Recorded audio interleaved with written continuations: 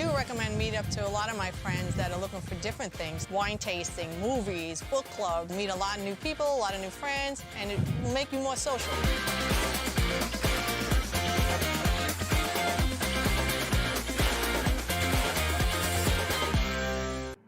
Introducing WorldQuant, the partner of the Champions Chess Tour and Chess.com. WorldQuant is a global firm in the field of quantitative asset management. If you don't know what that is, it's the job of building complex mathematical models that seek to identify market inefficiency.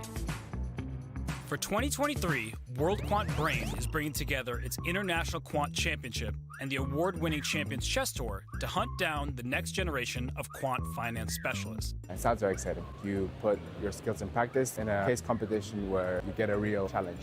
And I signed up. WorldQuant is seeking new talent and new energy, and it's looking at the world of chess to help. Because nobody knows how to analyze a position better than a chess player, right? No quant experience? No problem. So, do you think you have what it takes to compete in the International Quant Championship? Sign up and be the next quant champion.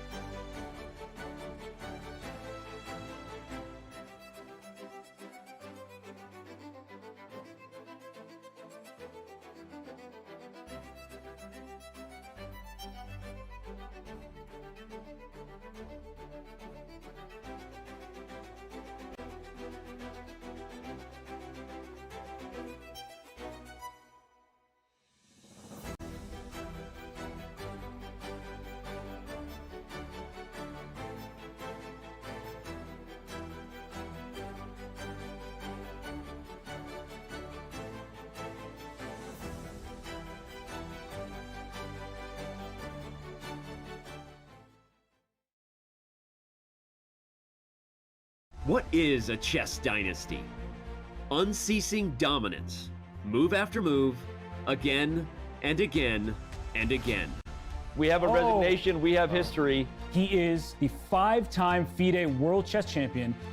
But a chess dynasty can also be cruel. It forces most to defer their dreams until next time. If there is a next time. It's losing. Oh my God, did he just blow? Yeah, he did. I'm blown away. The game is over. As the chess world turns to Kazakhstan, the Magnus Carlsen dynasty is set to close. The FIDE World Championship is finally up for grabs. For two chess superstars lying in wait, until next time is now. Jan Nepomniachtchi has methodically done what he needed to do to get another shot at the title. The pressure to seize the moment this time rests heavily upon him.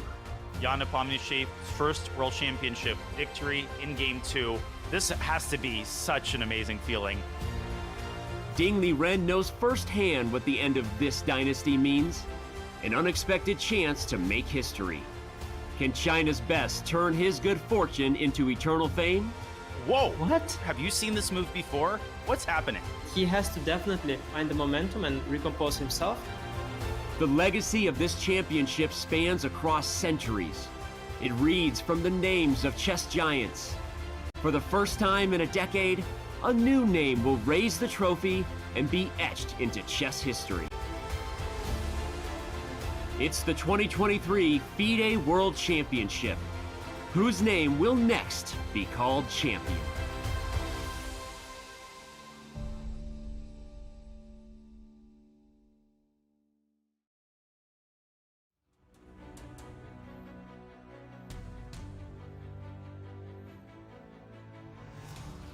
Before us, once again, is the majestic ballroom of the St. Regis Hotel in Astana, Kazakhstan, where exactly 12 minutes from now at 3 p.m. local time, world number 2 Jan Nepomniachtchi and world number 3 Ding Liren will commence the third match game of the 2023 FIDE World Championship. Welcome, ladies and gentlemen, to Chess.com's coverage of the World Championship. I'm your host, Grandmaster Daniel Naroditsky. Alongside me today, of course, Grandmaster Anish Giri, and someone's crashing the party. Grandmaster David Howell, a pleasure to have you in the studio. Yeah, thank you, Danya, and thank you, Anish. It's a pleasure to be here. Thanks for letting me gate crash. I've been watching the first 2 days from afar, and I'm hoping for more exciting chess today. Anytime, David. Anish, we had a rest day yesterday. I don't know about you. I really needed that rest day. I'm feeling energized. How are you feeling? Are you pumped for the third day of action? Yeah, I'm feeling ready and refreshed. So do the players. I think today is an important day. What strategy will Jan choose with the white pieces? Will he be satisfied with his 1-point lead, or will he go for more? We'll see. We will see indeed. Let's have a look at the scoreboard and how the match has gone so far. The first game ended in a topsy-turvy draw. Jan had Ding on the ropes. Ding escaped. And then, of course, that shocking second game where Jan Nepomniachtchi scores his first victory in a World Championship match. He defeats Ding Liren in resounding fashion with the black pieces, despite Ding Liren's opening trickery, that 4H3 move. Unfortunately, it did not work. David, what a game that was, and what a challenge Ding now faces as he is staring down the barrel of not only a 1-point deficit, but he also has to play black in this game. Yeah, we already knew that Ding wasn't quite feeling himself, but what a heartbreaking that defeat would have been on game 2 as well. The rest day must have come at an opportune moment. He would have hopefully been able to switch off, been able to think about other things. And actually, it might be a blessing having black in this next game. He can just react and go with the flow. But of course, if Jan is able to put some pressure on, things might get tricky. So we'll see. It's still early days in the match. I'm hoping that Ding is able to show his best form. Yeah, it's a good point there, David, actually, that I didn't think about that. Of course, the problem with playing with the black pieces is that you cannot force an advantage from the opening. You cannot try and come back on demand. But maybe you're right. Maybe that's not what you need. Maybe you need to have a day without pressure, just to steady that ship. So in that sense, not the worst color pairing there for Ding. But we'll see. Jan's looking, by the way, really fresh. I can already see him arriving at the board.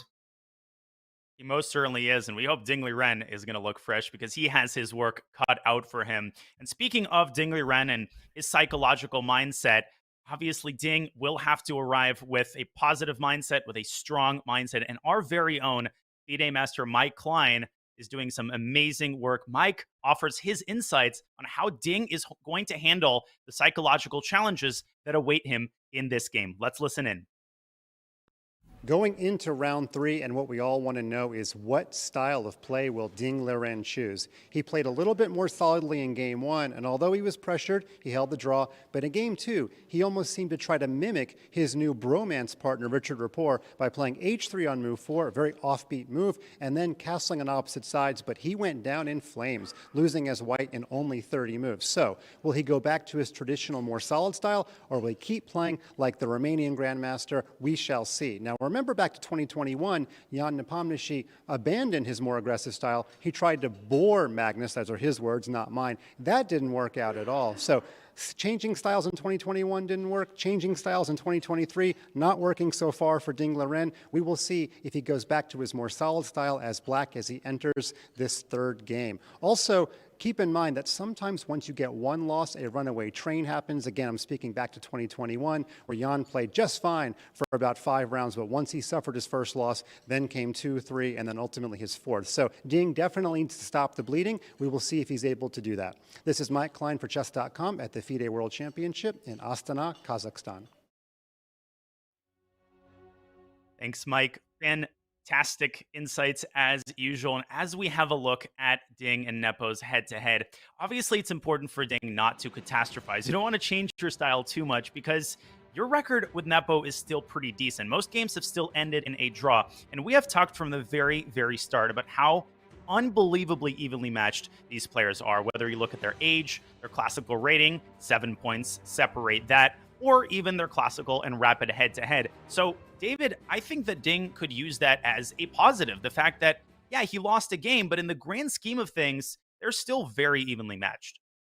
Yeah, exactly. On paper, it's basically a coin toss. And despite the fact his head-to-head is slightly inferior compared to Nepo, he needs to take maybe inspiration from last year, where Magnus was the one who actually was down in the head-to-head against Nepomniachtchi and managed to turn it around. We all know what happened there. So yeah, he needs to not adapt too much, not change his style, not panic yet. It's still early days. And he is the slightly younger player, maybe slightly more energetic in those closing stages. He just needs to stay in this match for now.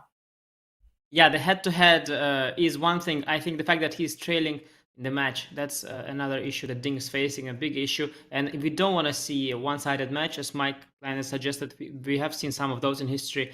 The match, of course, the last match of Magnus against Jan, but also there are other cases where things were rather one-sided. The Kramnik-Anand match, surprisingly, was again also quite equal when it came to their individual matchup, head-to-head rating and all that.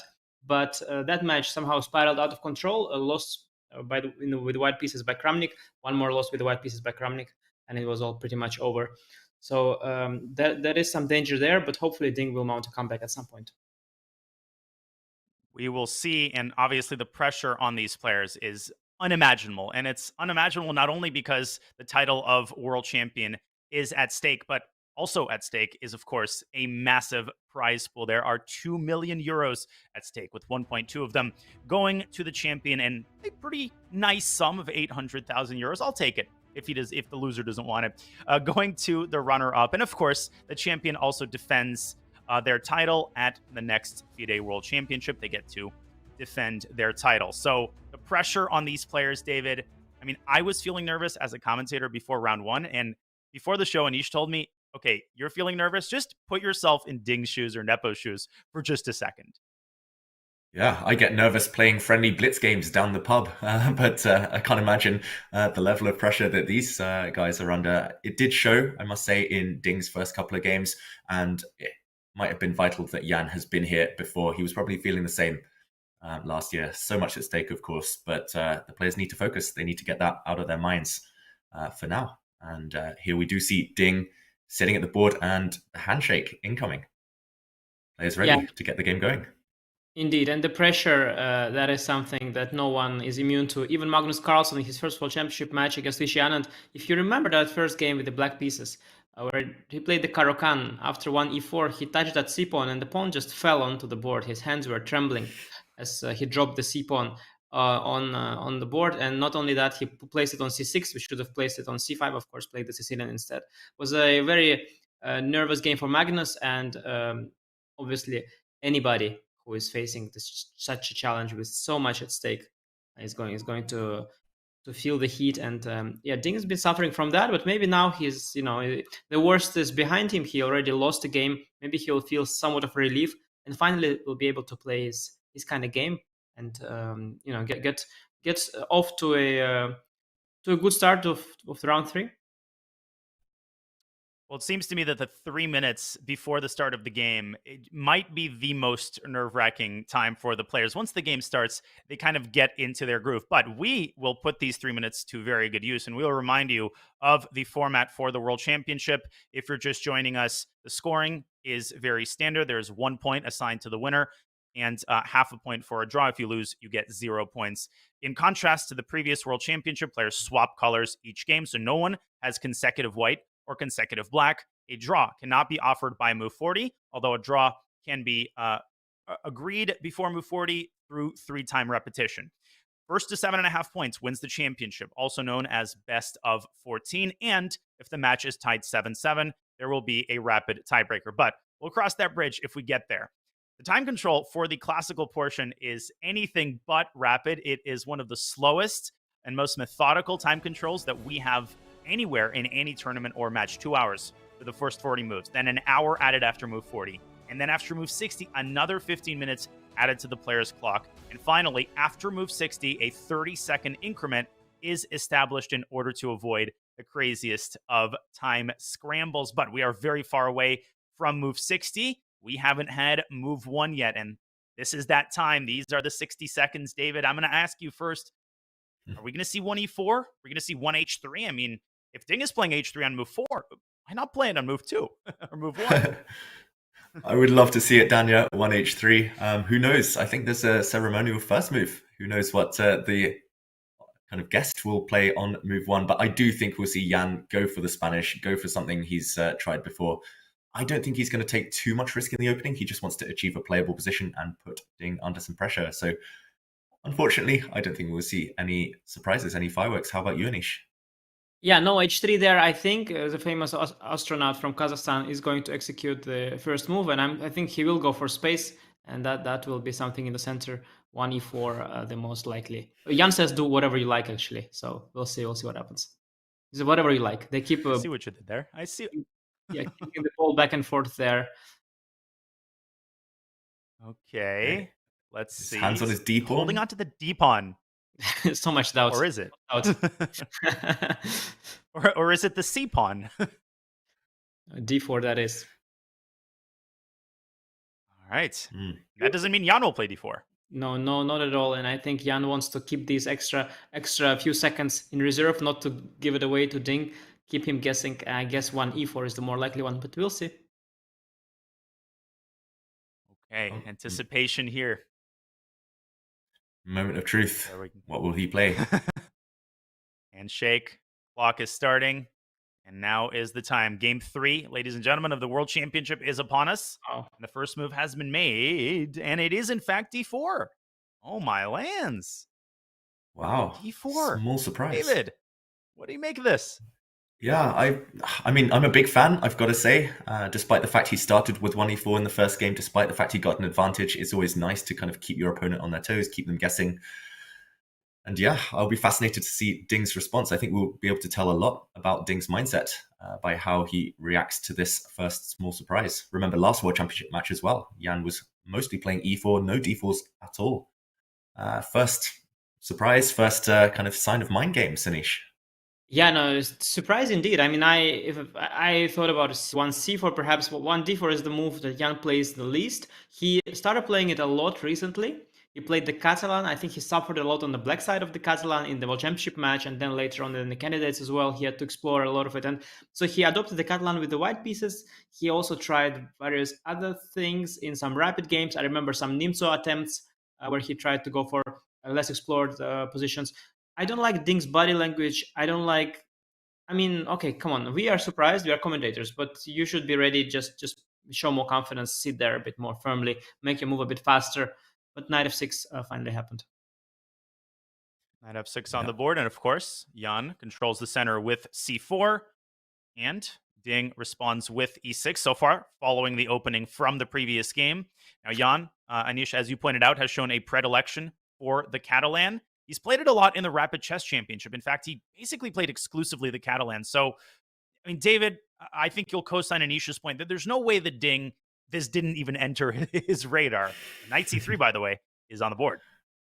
Yeah, d4, after all, is one of the two most popular first moves, so he would have spent some time, dedicated some time preparing this Ding. And yeah, I was kind of semi-expecting the Catalan as well once we saw d4, but it does make sense. Ding is a Catalan expert himself with the white pieces, so why not at least ask a different question, maybe take him out of a comfort zone. And there we go. It's a Queen's Gambit declined, and no Nimzo Indian. A small surprise, but I like Ding's response here. Very solid stuff. He'll get a position out of the opening, very playable position, and no matter whether he's slightly worse, no matter whether he's slightly cramped, he's alive. And okay, Bishop g5. Who do you think surprised who more with this opening?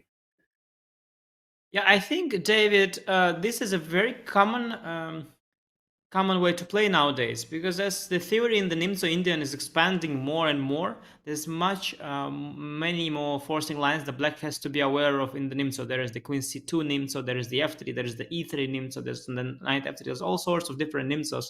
And the theory is expanding, and the whites finding more and more forcing attempts.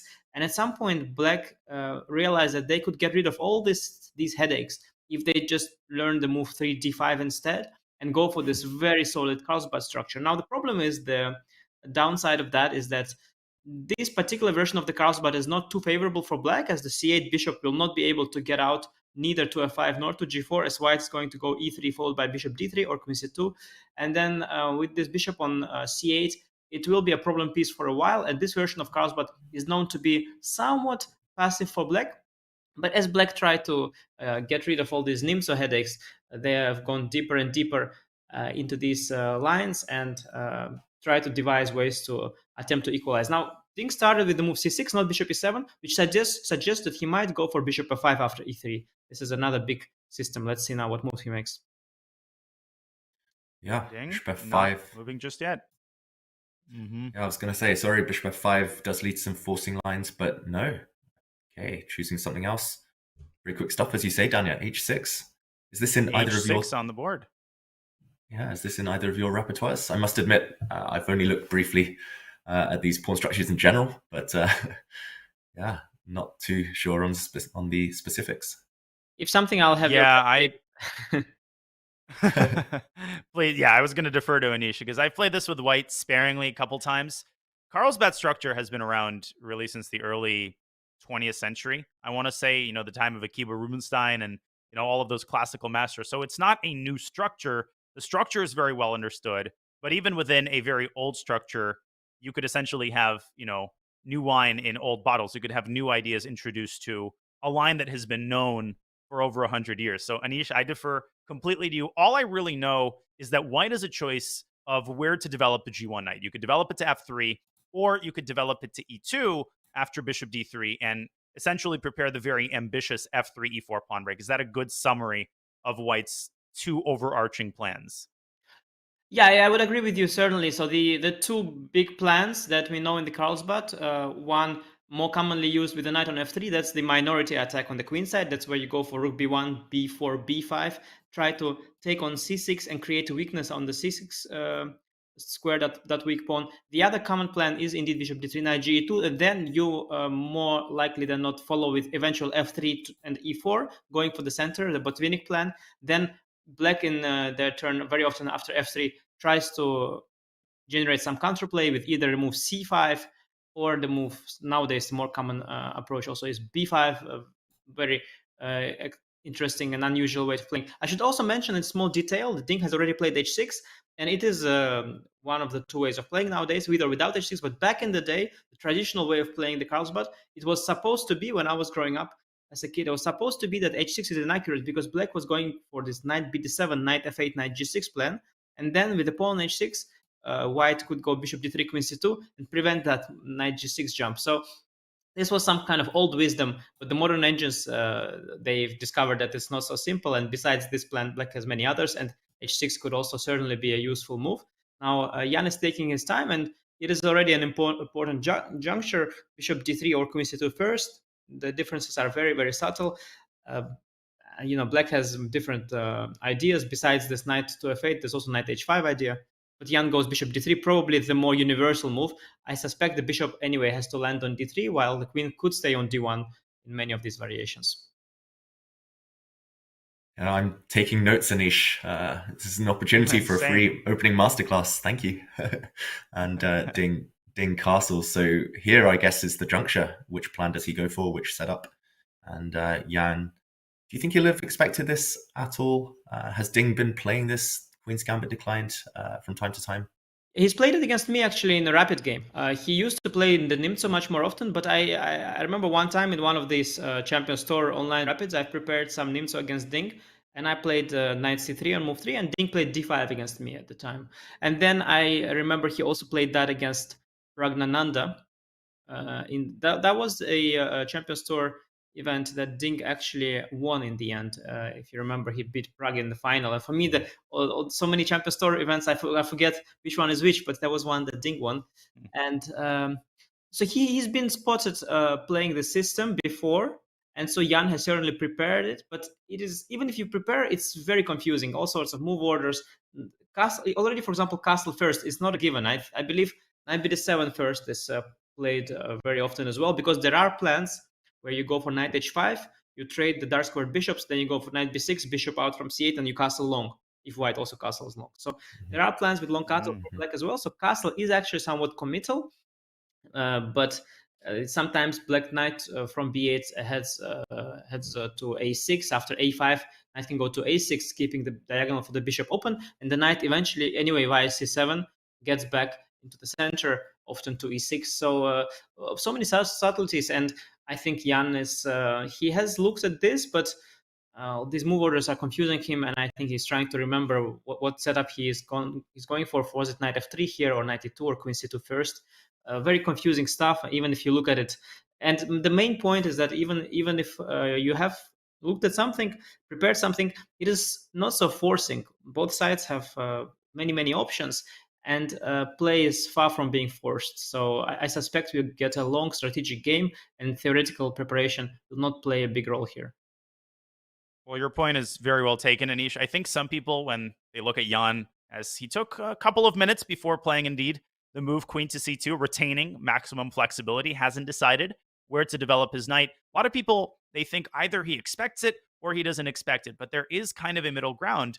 A lot of openings, Ding might have played a couple of times, so they were on his radar, but perhaps he didn't expect them quite as much as he did some other openings. So he might remember some general ideas. He might remember, for example, where he chose to develop the knight from g1. But David, I think it's always so important to emphasize that these players are human. He might have forgotten, for example, wait, did I really decide to develop my knight to f3 before my queen to c2? Or was it after my queen to c2? There's so much that these players have to remember. It's totally natural for them to spend a couple of minutes to make sure that their head is screwed on right. Yeah, exactly. Despite the fact these players will have been in preparation mode for months, they can't check everything. and they can't always have checked everything recently. So even if Jan maybe hasn't looked at this exact position or this variation in the last, in the recent future, then for sure he'll have ideas in mind for later on. And like you say, it takes time to figure out the move orders. He did spend a couple of minutes there, Jan. I think it's quite characteristic of him to at least pause, but then make a quick, snappy decision. And Ding, he also doesn't know whether Jan is in preparation or whether he's kind of freestyling at this point. And I noticed Jan was getting up there. Ding, he's been sitting at the board, working things out. And I would be expecting him now, after a minute or two, to kind of echo Jan to play quickly. A bunch of ideas here, Anish, like you say, trying to develop the black b8 knight. There are also some ideas of moving this knight out the way. I'm not sure if in this exact position, just to try and get the dark square bishops off. Black could end up slightly cramped if he's not careful, so a trade of one set of minor pieces would make some sense here. Yeah, and there is also this new trendy plan. So the usual way of trading the bishops is knight h5. Or if possible knight e4, but here I think is not possible. There are just too many captures there in the end. But there is also this idea of knight to e8. Here I wonder if I am not going to be able to take on e7 and on d5 in this particular position. But I don't know. I actually think I know this line, Anish. C takes d5. I think there's a rook sack where black goes cd, queen c8, and knight c6. Yeah, it doesn't work. Confusing. Right? Interesting. Yeah, just to that put this on the work. board, queen takes queen b4, e8, and I get trapped. Queen b4 first, maybe queen b4 first. Queen b4 Yeah, first. Queen b4 here, check, and this looks scary, right? Yeah, very, very messy stuff. But Ding has already played the more traditional approach, rook e8, and he's keeping that knight on b8 for now. I think, indeed, he might be going towards the a6. I've seen a lot of recent games where they go a5, knight a6, and I think that might well be the plan for Ding. Now, after rook e8, I think Jan will most likely go for knight e2, because knight f3 can be met with knight e4, which often solves many of Black's problems. Yeah, you trade off at least a set of minor pieces, maybe even two, with this very strong knight on e4 now. Yeah, I like it from Ding, not releasing the tension too soon. Rook e8, very flexible. And this, I guess, is the moment that you were both mentioning, the moment of truth. Does White kind of put the knight on e2? Does White get tempted to castle queenside in some variations? I'm kind of hoping for something along these lines in the near future. Just kind of, he's had a good experience with opposite side castling. Jan already wants this match. But okay, knight e2, and yeah, more typical plans here. White is going to castle kingside, most likely. Yeah, this is the old Botvinnik plan. I've seen some games from the 30s and 40s, Botvinnik, Karras, where before Black's counterplay ideas were well known, White would just castle, play f3, play e4, e5, f4, f5, and just 1-0. And those were the golden age when you could study a line better than your opponent, and you could just crush the best players in the world with a typical plan game after game. Anish, unfortunately, I think those days are over. But the plan of f3, as far as I know, remains extremely legitimate and very, very dangerous. Certainly, f3 is a way to play. It's no longer the only way to play, because Black has devised different solutions for this f3, e4, e5 idea of rolling across the board. As I mentioned, after f3, always c5 comes into consideration. It's a typical idea in this pawn structure that c5 right now would just create a weak isolated d5 pawn. But after f3, c5, if you then capture, then the e3 pawn is also very weak and very soft. So it's sort of a well-known wisdom that you go c6, and after f3 you go c5 in many of these positions. And as I mentioned earlier, another very common idea is this b5, b4, kicking the knight away from the center.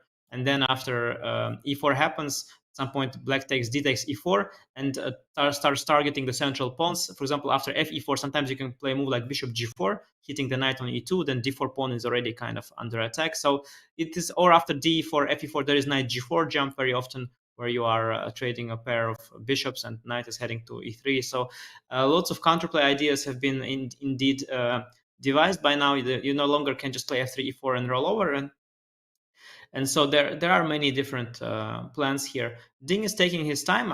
This position is a huge tabia. You cannot be surprised here so far. Jan has played all the main moves, so all the standard moves, and Ding is choosing or trying to remember what move order he's looked at, whether it's knight bd7 or a5. Very often they are really similar, and that is also why he's probably thinking perhaps he has both options available to him. As I mentioned, play is not forced, so it is only logical that the players already started taking their time, because even if you know that your next move is a5 anyway, likely you might be out of book 3 moves later, and you might as well start thinking now. And there we go, knight bd7 instead. I was about to say I'm slightly concerned that Ding is thinking, considering it was him who chose this line, him who kind of picked the whole variation. But yeah, very normal move. I guess that knight is flexible right now. Is it going to park itself on f8 here, Anish? Or is it going to stay on d7 just in case black does start pushing those queenside pawns? As I mentioned, because of this Jan to castle. I assume Jan is castling short. I think long castle in this particular position is not what people usually do. So I think castle short is going to happen. And then knight f8 to g6 is no longer possible because of the pawn on h6. So I think what black usually does in these positions is go for knight h5. That's also what Ding did against me. I think against me, Ding played the move a5 first, and then he played knight h5 a move later. The differences are very subtle. Usually it's a transposition of swords. So you get this knight h5, bishop e7, queen e7 position, and I think we will get that one today as well. And I had a game with Ding. He played that game he played very quickly. It was a rapid game. He played very quickly and very convincingly. And I got nothing. I was not expecting the system. I didn't prepare anything specific. And that game ended in a draw. And I remember feeling that, I let Ding off the hook there. I prepared some sharp nim, so I had some idea in mind, but he just went for this and escaped very easily. Now Jan, I believe, will pose more problems because, of course, in this position, White has on different ideas. You can still go for the minority attack, or you can try to go for f3 e4 setup. Still lots of play left here, but let's see what happens if knight h5 indeed will follow, or if Ding once again goes for this a5 move, which is flexible. Anish, what do you make of knight e4 in this position? Because I face that kind of move a lot in online blitz. Does that work tactically? Is it an alternative? I guess that you had a lot of games here against Nihal Sarin, because I had a lot of games against Nihal Sarin in these spots for some reason. He's playing them extremely well. I've been getting attacked a lot by him. So what happens very often actually in this Carlsbad, although black seems to have a passive position, they shift the focus to the king side, and black often manages actually to set up an attack on the king side more often than not. There was once a beautiful game between Peter Leko and Vladimir Kramnik in the Legends. There's Legends of Chess here. I have a mark here, Legends of Chess Champions Tour tournament, and so it could happen that white goes for the before b5 plan, and black starts counter plan on the king side. Knight e4. So what I would like to say about knight e4 is it's a thematic move. What happens very often is then, okay, we take on e7, queen e7, and now bishop e4, d4. Now, if our knight has been on f3, we would have to lose time with knight d2, and here we don't have to waste that move. The knight already is well placed on e2. It can go to f4 or g3. So I believe in this particular version, when the knight is on e2, knight e4 is considered to be inaccurate, and you see the bar is slightly in white's favor. That said, of course, if we're going to play a blitz game now, me against you, I'm sure I'll get mated a couple of times with white, because you'll go knight f5, knight f6, h5, h4, and whatnot. But objectively, if white plays accurately here, one of the ideas is at some point to go like knight to a4 and then queen to c5 once the knight comes to f6. So you try to trade queens, or sometimes you go for d5. Actually, d5 is a very common idea also, trying to immediately create counterplay in the center, the queen side, distracting black from the potential plans on the king side. So if white's accurate, usually in this particular version, the white should get an advantage objectively. So I think knight e4 with the knight on e2 in this particular position is not how black treats. Usually it's with knight on f3. So I think the choice is mainly between knight h5 and a5 first. He played a5 like against me. I didn't really understand why he did it against me. He did it again now, so he insists on this. I'm quite pleased that he used what he thought was worthy of playing against me in Rapid, he finds worthy of playing in the World Championship match game. I feel honored, that he wasted his World Championship match prep against me in that Rapid game. A5 is indeed on the board. And you know what else is on the board? Ding Liren is not on the board, at least not yet, but he is at the board. And I want to bring your guys' attention to the fact that I might be jumping the gun here. This might be unimportant, but thus far, I think Jan Nepomniachtchi has gotten up quite a bit more than Ding Liren. As Ding, he continues to sit at the board, 15, 20 seconds after the move has been played. David, that has been very, very unusual. Ding has made a beeline literally every move right for the rest area. Do you make anything in the early going of Ding's habits at the board? Is this a conscious choice to sit more at the board, or do you think this is unimportant? Yeah, I'm going to reserve judgment on that just for a few more moves, but I like the fact that he's been sitting at the board. You mentioned it, Danya. There's been a lot of posts on social media about it. Maybe he's aware of that. Maybe his second, Richard Rapport, has had a word with him saying, okay, you need that extra time. You need to be able to focus, get in the zone. Maybe he's just been scarred by that previous defeat, and that was one of the main takeaways from it. But either way, it's nice to see him there sitting at the board. Jan, maybe putting the pressure on, saying, okay, you have to sit there because I'm going to move super fast. And he plays A3 very quickly, and Ding back on the move. I think actually long-term in this match, it's going to help him, Ding, if he kind of gets in this rhythm of only going away when he really needs to. We saw what happened last year, of course. What were your conclusions, Anish, Danya, about the kind of both of the players' habits, playing habits and body language in the first two games? Yeah, it's generally a fascinating question, how much to get up from the board. Now, you are not supposed to, in the normal tournament setting, get up from the board when it's your move. This resting area is a luxury that players have only in top tournaments. And having a resting area with a screen where you can see your board is very rare, even in top tournaments. And so you normally cannot afford this. And you're supposed to sit behind the board. But whether you get up from the board during your opponent's move or not, that's the choice. And many players have different habits. Peter Svidler is known to walk very fast, pacing around the entire playing hall. I also like to walk around quite a bit. But you have players, in particular Vasilin Topalov, who makes this a case in just sitting at the board the entire time. And I believe that it's a decision he and his coach manager made. They decided at some point to follow Bobby Fischer's path to the top, and Bobby Fischer was always sitting at the board as well. And this approach is very, very interesting, especially if combined with incredible stamina, which is what Veselin always had. I know he is extremely fit. He's been swimming kilometers as for his preparation. And with that approach, so if you've got the stamina and you sit for 5-6 hours straight behind the board, you can think the entire time, not burn yourself out because you're super fit, and gain that extra time. While for normal people who are less fit than Veselin, if they are to do that, they will at some point simply blunder stuff. And even Veselin, who is very fit, this is one of the reasons why he sometimes blundered, because concentration is just too high for too long of a period of time, and at some point the brain is collapsing and blundering something. What I also want to mention is that Jan played A3 very quickly. I think he is aware of my game against Ding, because A5 didn't come as a surprise. Now he recollected his preparation and remembers that A5 is met by A3, and now it's up to Ding to show if he has a different move than Knight H5, which is what people usually do here. Go ahead, David. Sorry, go on, Danya. No, I just was going to mention that we've emphasized the F3, E4 idea, but of course there's also the stock minority attack on the queen side, B4, B5, that is being actively prepared with A3.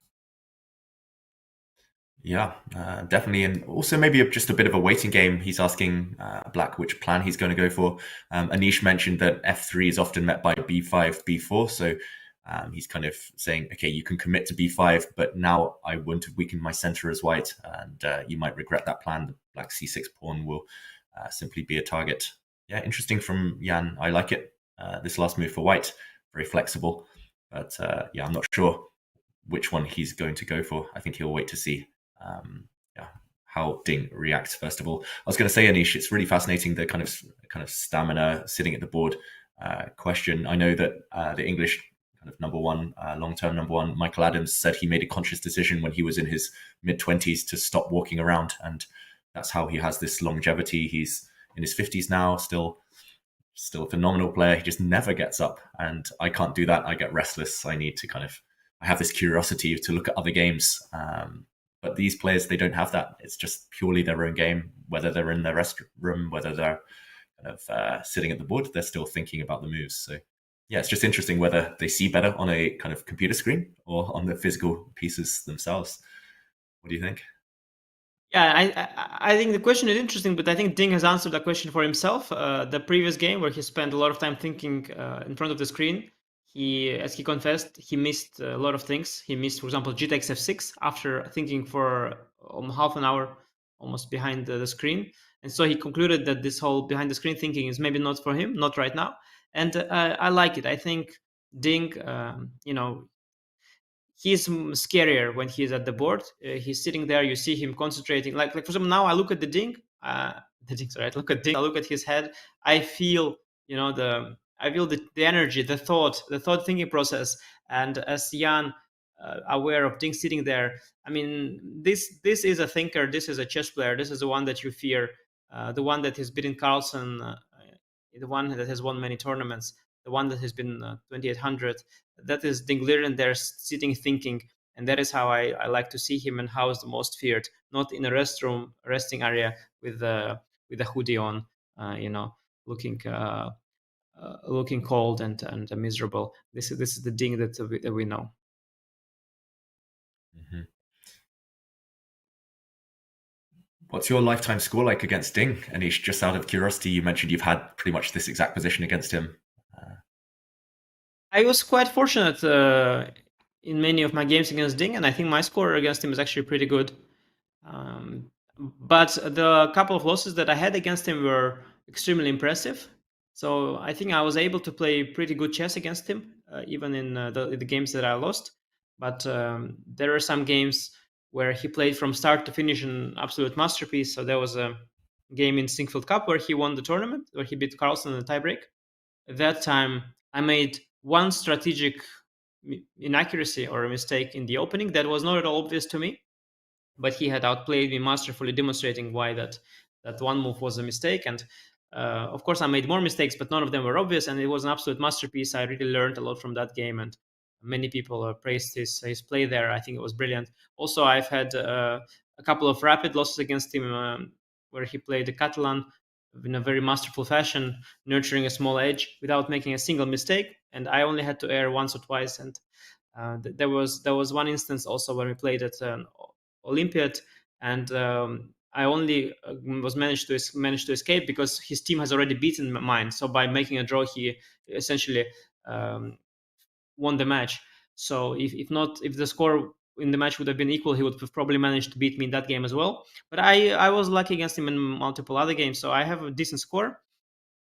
But I do have tremendous respect for him, and I think when Ding brings his A game to the table, he is one of the best players in the world. And in certain positions, especially with the white pieces, I think he's a very good player with the white pieces. He has outplayed Magnus Carlsen even in some rapid games. In certain positions that he understands, he performs at an incredibly high level. As he himself mentioned in an interview, he's a big fan of computers in chess, AI in chess, and he wants to play like AI. And I think in some cases he achieves that kind of level when the positions that he understands. And I do hope for him that today's position he also understands. He's playing with the black pieces, but I guess he is into finesses. He does go knight h5. I didn't see what sensible alternative he had at this point. Knight h5 is the standard move. It is indeed. Knight h5 is on the board after a significant think. And we will see, by force, a trade of dark squared bishops. So the position kind of quieting down here. Very strategic. I'm sure that there's still games in the database. And I was just going to add, as a commentator, I've tried to pay a lot less attention. I said this in the last broadcast, to the body language of the players, because I've learned that the body language is incredibly unpredictable. The same facial expression, the same reaction with three different players means three different things. But I think just objectively, the Ding Liren that we see here right now is a more confident Ding Liren. I don't think that you can argue with that. David, you just get a bit of a different feel. Obviously, We're still very early in the game. We're still in the opening phase. But I think a pretty auspicious sign that Ding isn't running toward the break room. He's moving methodically and he's fully focused on the board.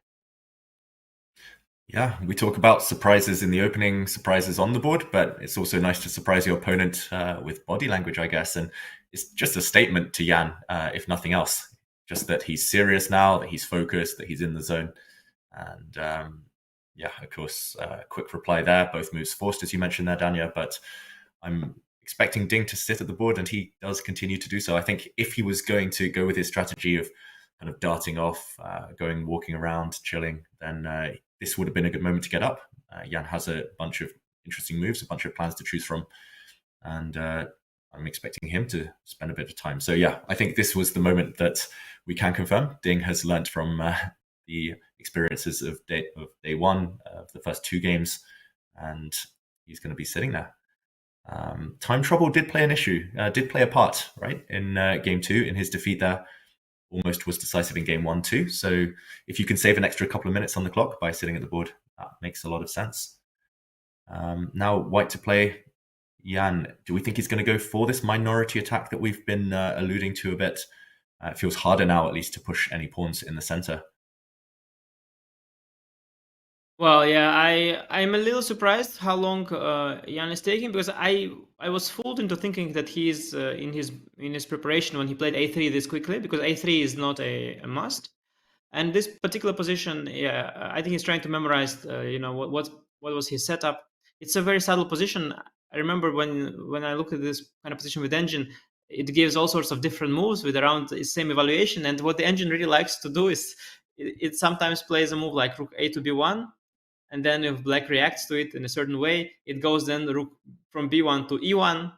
Or it also says you can also go first to e1. If black reacts in a certain way, you can then go back to b1. And so like these positions, they're extremely subtle, because the idea of b4 is also somewhat committal. After b4, ab, b5 is sometimes an idea where the knight heads over by b6 to c4. Also b4, yeah, I mean, the knight b6, knight c4 is an idea.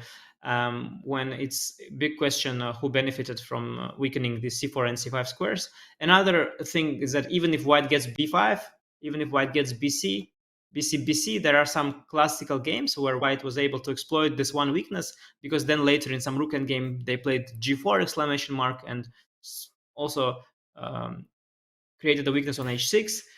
But in the rook endgame, of course, yeah, not in the middle game. But in the reality, in the modern day reality, these minority attack ideas, they're not going to win you many games, especially classical games. Black only has one weakness, and if everything gets traded, black will play h5. Now this is well known. You don't allow g4 in the rook endgame, and with only one weakness on c6, it is not the end of the world for black. So minority attack is a viable plan, but it's not really crushing. At the same time, the plan of f3, e4 is also very hard to execute. There is this idea of going rook a1 and then the knight away somewhere and f3. But then after f3, as I mentioned, black can play c5. Black can also play queen g5 now. When after queen g5, both the rook and the queen are targeting the e3 pawn, and it's very hard to push e4. Sometimes some players, they played moves like knight d1, but once you go knight d1 and then f3, I mean, with the knight so passive on d1, are you really happy to open the center this way? I'm not sure. So the position is extremely solid for black, extremely robust, and Jan seems to not remember exactly what he prepared. And I have to say, I don't know how relevant this is, because Jan is a very gifted player, very talented one, but I don't think he has any experience in the Carlsbad with neither color. I think he lost that game against Carlsen with the black pieces. He got outplayed very, very badly. It was one of the best games by Magnus. It was just 2 days before he withdrew from the Singfield Cup, the masterpiece in round 1. But Jan, in turn, unlike Magnus, Magnus is like a big fan of Carlsbad. He's played so many Carlsbad structures from all kinds of openings. You can also get it with both colors. You can get it from London system, from the Caro-Kann, many systems where you get the Carlsbad. But Jan, I think, is not very familiar with the Carlsbad structures. So if he doesn't have his path worked out here, I am not sure that he by default will play it very well. And also, I think his body language, I noticed he was not thrilled. I think he had some nice plan in the Nimzo he was looking forward to, but now he is not thrilled. Yeah, and he has just played rook a to e1, so kind of signaling. And Anish, you mentioned the rook can come to e1. That doesn't necessarily mean that he is committing to f3, e4. Maybe he's doing a little bit of misdirection. But for the time being, we can conclude that he is settling himself in toward preparing the central plan. Knight e2 can drop back to c1, then f3 and e4. And of course, for the time being, black can't really play c5 because the d5 pawn is hanging, but the knight from h5 can always return to f6. And the other drawback of the move c5, when you combine it with a5, as Ding has done, then the b5 square opens up potentially for white's knight. So c5 could be a very, very committal move. David, black cannot procrastinate because it seems like he's got a lot of time. But if you think about it, knight c1, f3, e4, that's only 3 moves. And you don't just want to put this off like I've put off my taxes. You're not the only one there, Daniel. Don't worry. But yeah, this is the type of position. The taxes. Oh no. This is the type of position where I would be tanking. I would spend 20 minutes trying to figure out how to be productive as black, where to put the black knights, what to do, how to react to what, how white wants to step forward in the center. And that's the question I'm hoping Ding already has an answer to. Again, he chose the variation. He chose this setup. He's got experience here against Anish, no less than Anish. So I'm sure he's got a setup in mind. Daniel, you mentioned kind of not procrastinating. What does that involve? Maybe improving the black knights. I'm not sure which direction.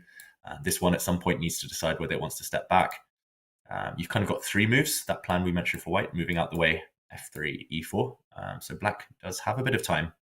Yeah. It feels like there must be decent ideas at his disposal.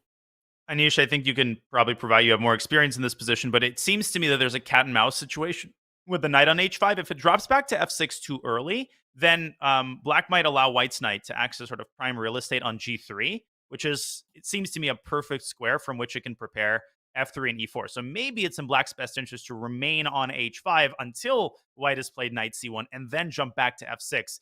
And David, yeah, I second your point about the other knight. b6 does seem like the most natural square. Knight d7 to f6 looks really, really awkward. Then the h5 knight runs out of squares. So Anish, would you second this kind of setup, knight b6, and then delaying knight f6 until white's committed the knight to c1?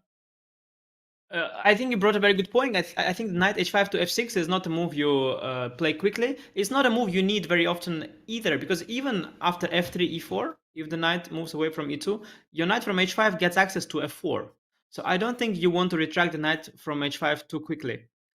I wanted to just add also one point to what you said. When you said knight d to f6 looks bad, it looks odd, but it's not as awkward as it seems, because very often after knight df6, you then go g6 followed by knight g7, supporting bishop f5, and then suddenly the knights do make sense. So knight df6 is not out of the question in these kind of structures, but indeed black usually chooses between knight b6, knight f6, and knight f8, and also queen g5 first. I think queen g5 is a very common idea in these kind of positions.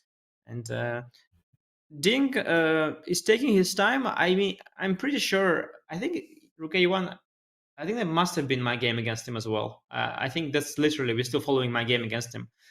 We have to check that, but I'm pretty sure. Yeah, I'm pretty sure indeed this is my game. But I guess Ding is trying to think maybe Jan has an improvement somewhere. Also, I'm sure he doesn't recall all the details either. There are also many different options of around same value.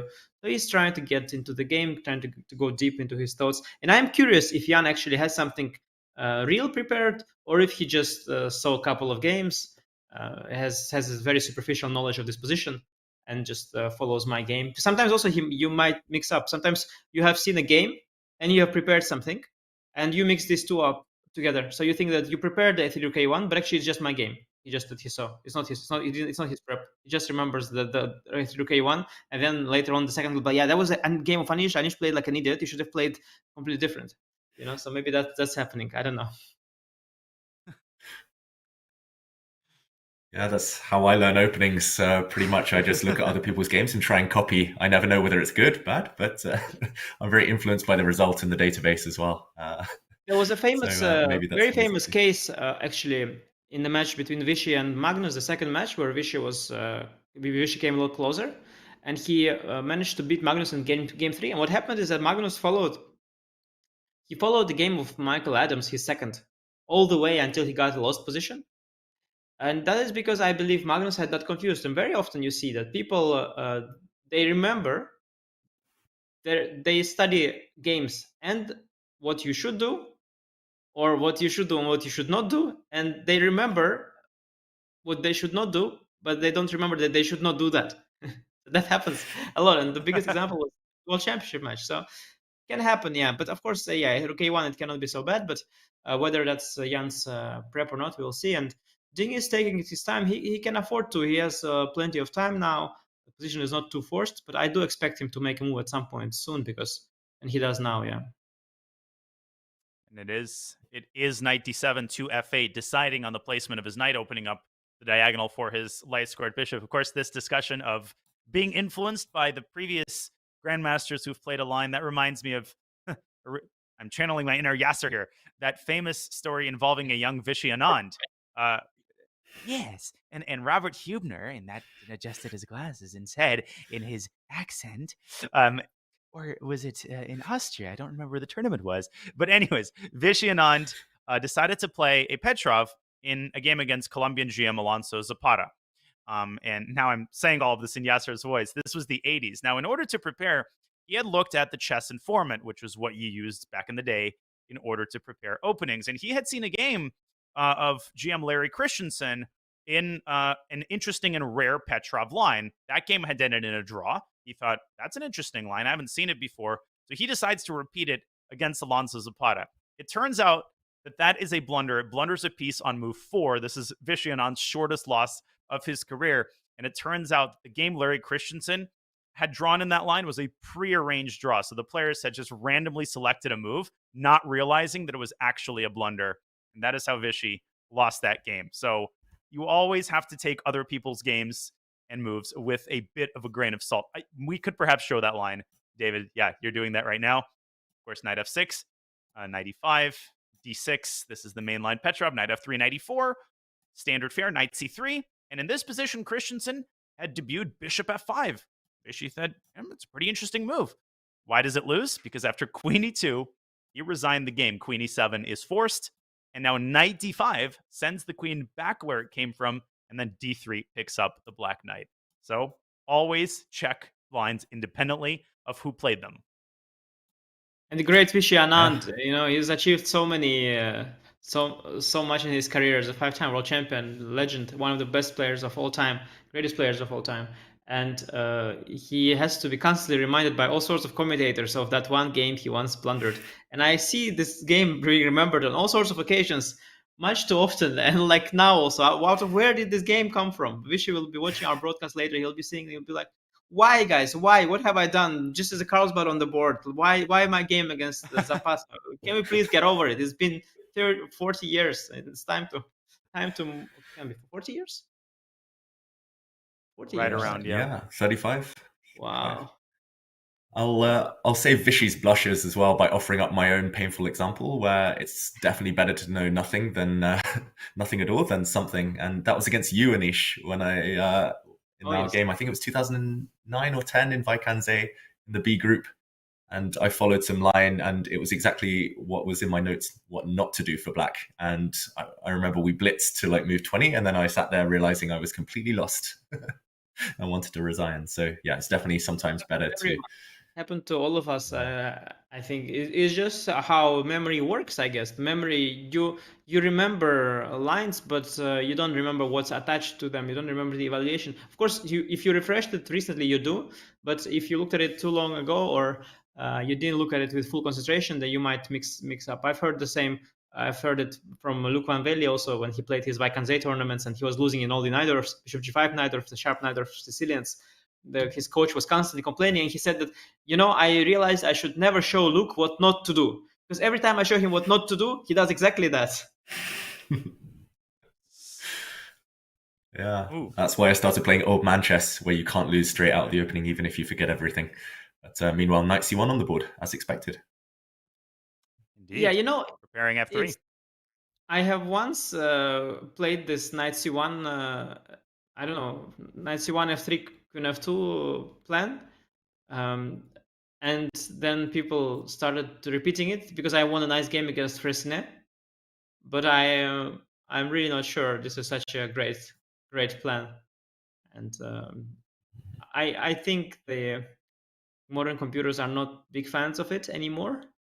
And I wonder how deeply Jan has looked at this, but whether he had actually looked at it in great detail, or whether it was something very superficial, where he just knew this plan and the sort of and he's just following it. Because I believe that Black has multiple ways. Even in my game against Ding, what he played was he just met f3 with c5. And we got a position where he has isolated pawn, but I had this weakness on e3, and I didn't get anywhere. Maybe my play can be improved, but in that rapid game, I got absolutely nowhere. So we'll see what Ding will do. But in general, I like the game for Ding, by the way. So far, I like that he's sitting behind the board. I like the position. I like that Jan is not so familiar with it. I like that it's solid, and there is room for creativity, room for minor inaccuracy for Black. You don't have to be super precise. I think so far, I personally feel it's a good outcome from the opening, and I am optimistic for Ding and his fans. I like just that he sits there at the board, and I like his composure, and I think we might see him back in the match at some point. Maybe if not today, then in the upcoming days. Mm-hmm. It would be a success for him, right? Just to get on the scoreboard, just to get out of this Black game with some good emotions, just knowing he didn't face too many troubles. But what moves are we expecting? You mentioned that he wants to be ready to meet f3 by breaking with c5, so I'm expecting something that defends the d5 pawn. Maybe developing this bishop. Does he want to continue maneuvering his knights now that this knight has gone away from g3 from f4? Maybe Black can drop back with this piece. Yeah, knight f6 is an option now, certainly. Now that the knight is left e2, knight f6 certainly becomes an option, especially now that f3 can be met with c5. But again, he can also go for this queen g5 idea, I believe. I think that's what people do, this queen g5 move. It's quite annoying. Definitely in a blitz game, queen g5, bishop h3, I would start, salivating at the prospect of some tactics, except, I'd play someone like Anisha would just send my queen away. Obviously, we should point out that f4, I think, is a tempting move for players less initiated in typical plans. But now, how are you going to play e4? The queen more than happy to return even back to d8. So with white, pawns can't go backwards. That is the operating principle in this position. Yes, Daniel Rensch has taught us the pawns can move backwards. But I have to say that one little detail, I noticed that after queen g5, actually bishop h3 might not be a threat at all, because if, let's say, I make a waiting move, like let's play knight b3, after bishop h3, I suspect you might be losing a piece to f4. Mm-hmm. G4 and king h1. Ooh. So bishop h3 is maybe not directly a threat. But you don't have to follow it up with bishop h3. You could just play queen g5 with the idea to prevent f3 for now. Maybe sometimes there's this move g6, to go for bishop knight g7, bishop f5 plan. Sometimes, or you can move the knight back now to f6, perhaps with the queen on g5, and you got sort of the queen outside the. You got the queen out. Let's say it's now active, and next maybe you want to go h5. H5, H4 kind of things. It's very subtle, these positions, very hard to say, but maybe you could try to hint at some attacking potential on the king side. So lots of options, certainly. I think this moment is a very critical moment after knight c1. I think Ding must be aware of this, but maybe he thought it was not so critical, and so he is wondering now what Jan has prepared. He is trying to think if there is a trap awaiting him at the end somewhere, and trying to choose between the different options. Indeed, a very rich position, diverse in plans for both sides. White seems to be banking on the classical idea f3, e4. Ding is searching for the best setup to take the sting out of that plan. We are just about an hour, 50 minutes into this third game folks, of the 2023 FIDE World Championship, and the brunt of the action is still ahead. But before we take our first break of the day, we wanted to remind you that if you dreamed of playing in the FIDE World Championship, well, chess.com is making your dreams come true, sort of. You can now challenge both World Championship contenders in bot form. Ding Liren and Jan Nepomniachtchi bots are available for play right now at chess.com/play/computer. So head over there and let us know if you can beat the bots. Use !FWC bots, all one word, in the chat, or go to chess.com/play/computer and match your wits against all sorts of bots, including Ding and Nepo. Well, speaking of Ding, he is at the board. He has been at the board for the vast majority of this game. A welcome sign for Ding fans, and a welcome sign, the kind of position that he has managed to get, one that might be a little bit less familiar for Jan Nepomniachtchi. And we will see both of these players tackle the challenges as they head into the middle game. And we will head into a break. We will be back with more action from the FIDE World Championship in just a couple of moments.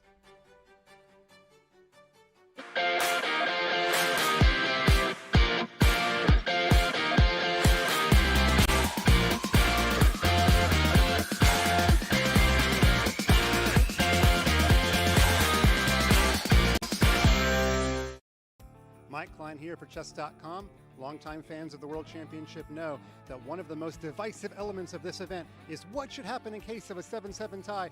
What is the best tiebreaker? And I think we finally nailed it. It's going to be the battle of facial hair. Now, Ding's got a little bit of a mustache going there. He's got some work to do. And if we run down, let's see how Nepomniachtchi's looking in this stock photo.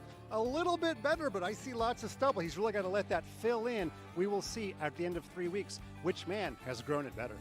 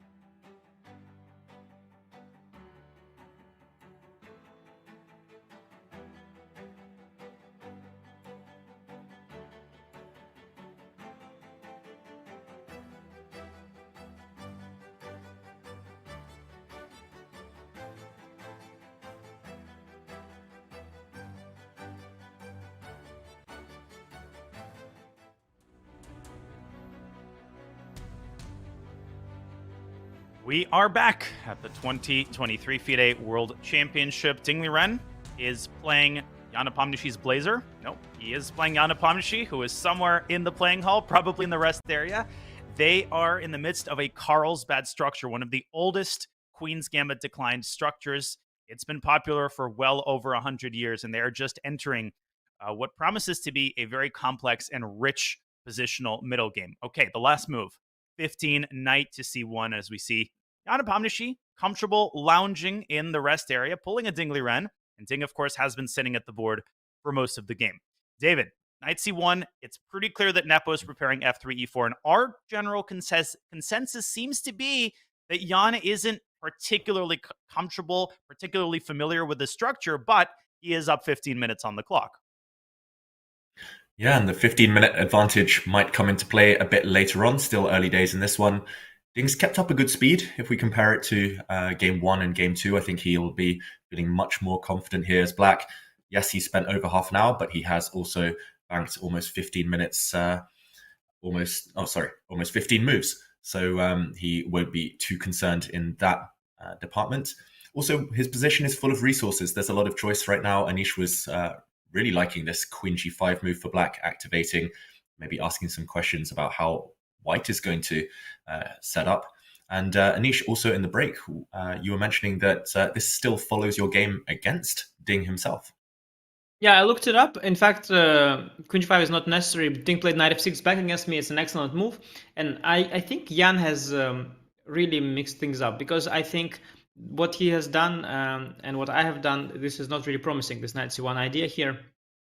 Because after knight f6, I played f3, which is logical. And then Ding played knight e6 first. I played queen to f2, which was also logical.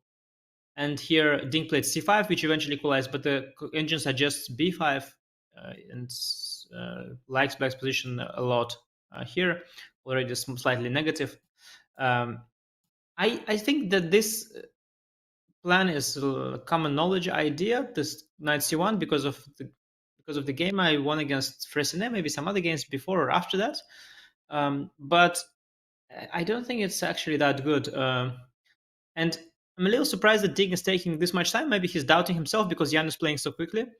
But actually, Jan is not playing so quickly. For Jan standards, having spent 20 minutes in the opening, it means he's probably out of book. A small, actually, in fact, a small oversight on Jan's part. He has never played, has almost never played the Nimzo. He's not familiar with d4 positions. And Ding has played this before, this particular sequence entirely.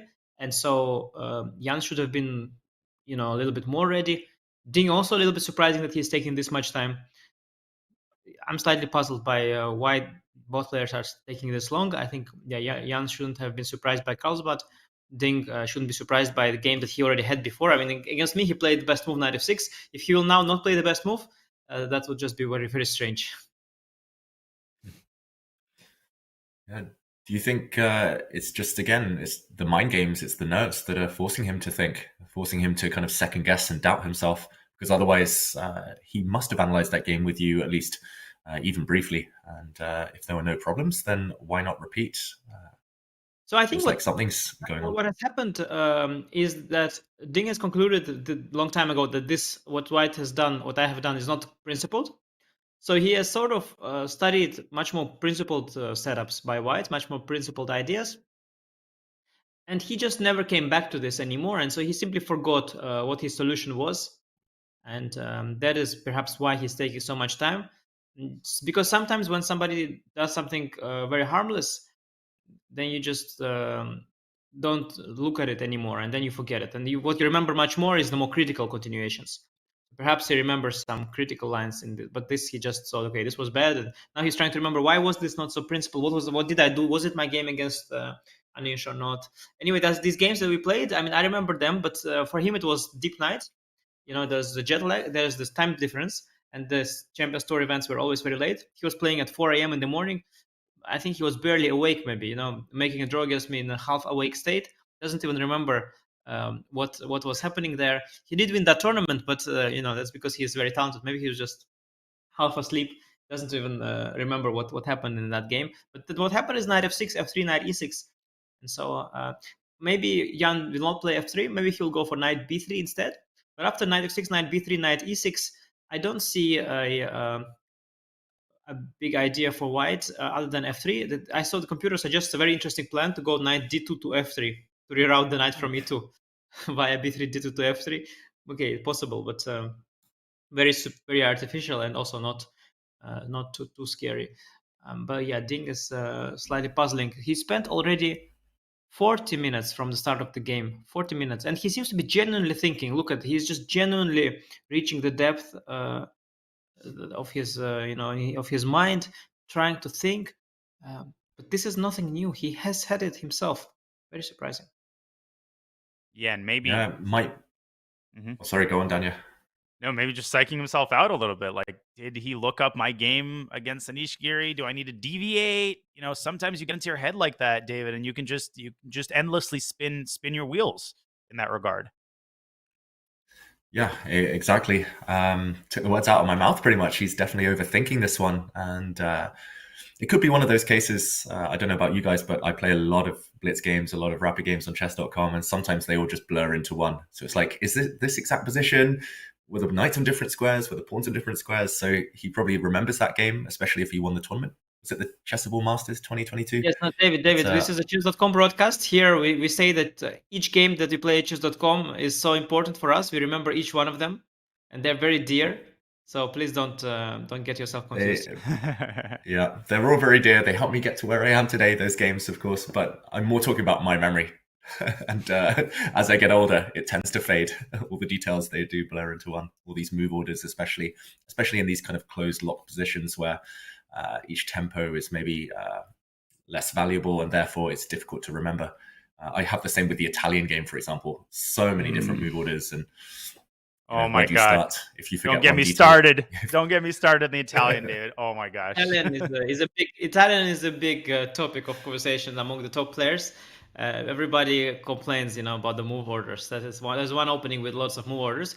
This one, Carlsbad structure, is also very confusing because the positions where the pawn structure is the same and the moves are all similar but can be made in different move order, these are the confusing ones. And here too, so the structure is kind of static, and black can trade the bishops with knight h5, with knight e8. The other knight can go to f6, b6, f8. It's all kind of similar but somewhat different. Sometimes white has these positions, for example, with the queen on c2, sometimes not with the queen on c2. And so these subtle differences, they can get very confusing. But I suspect that indeed what we see here is Ding thinking, and I understand him. And that's a mistake I make a lot in my chess as well. And I try to learn from it, but it's so hard. You constantly think rationally that your opponent must have prepared because you had a game, this World Championship match, the stakes are high. So often your opponent just for some reason hasn't prepared, and you overthink it. And and finally he plays knight f6. I've made this mistake a lot. You overthink it, and then finally the reason is something very stupid. The opponent just says, we just forgot. There's always a human error in chess as well, in the chess prep as well. You just forget something, and there's no need to believe that your opponent has everything worked out. He spent 20 minutes. Jan didn't look at this. He forgot for some reason. He just followed some game that he had seen at some point, which was my game against Ding. Not sure if he even remembers what he follows. So Ding should just play confidently, play what he already played, and finally he plays knight f6.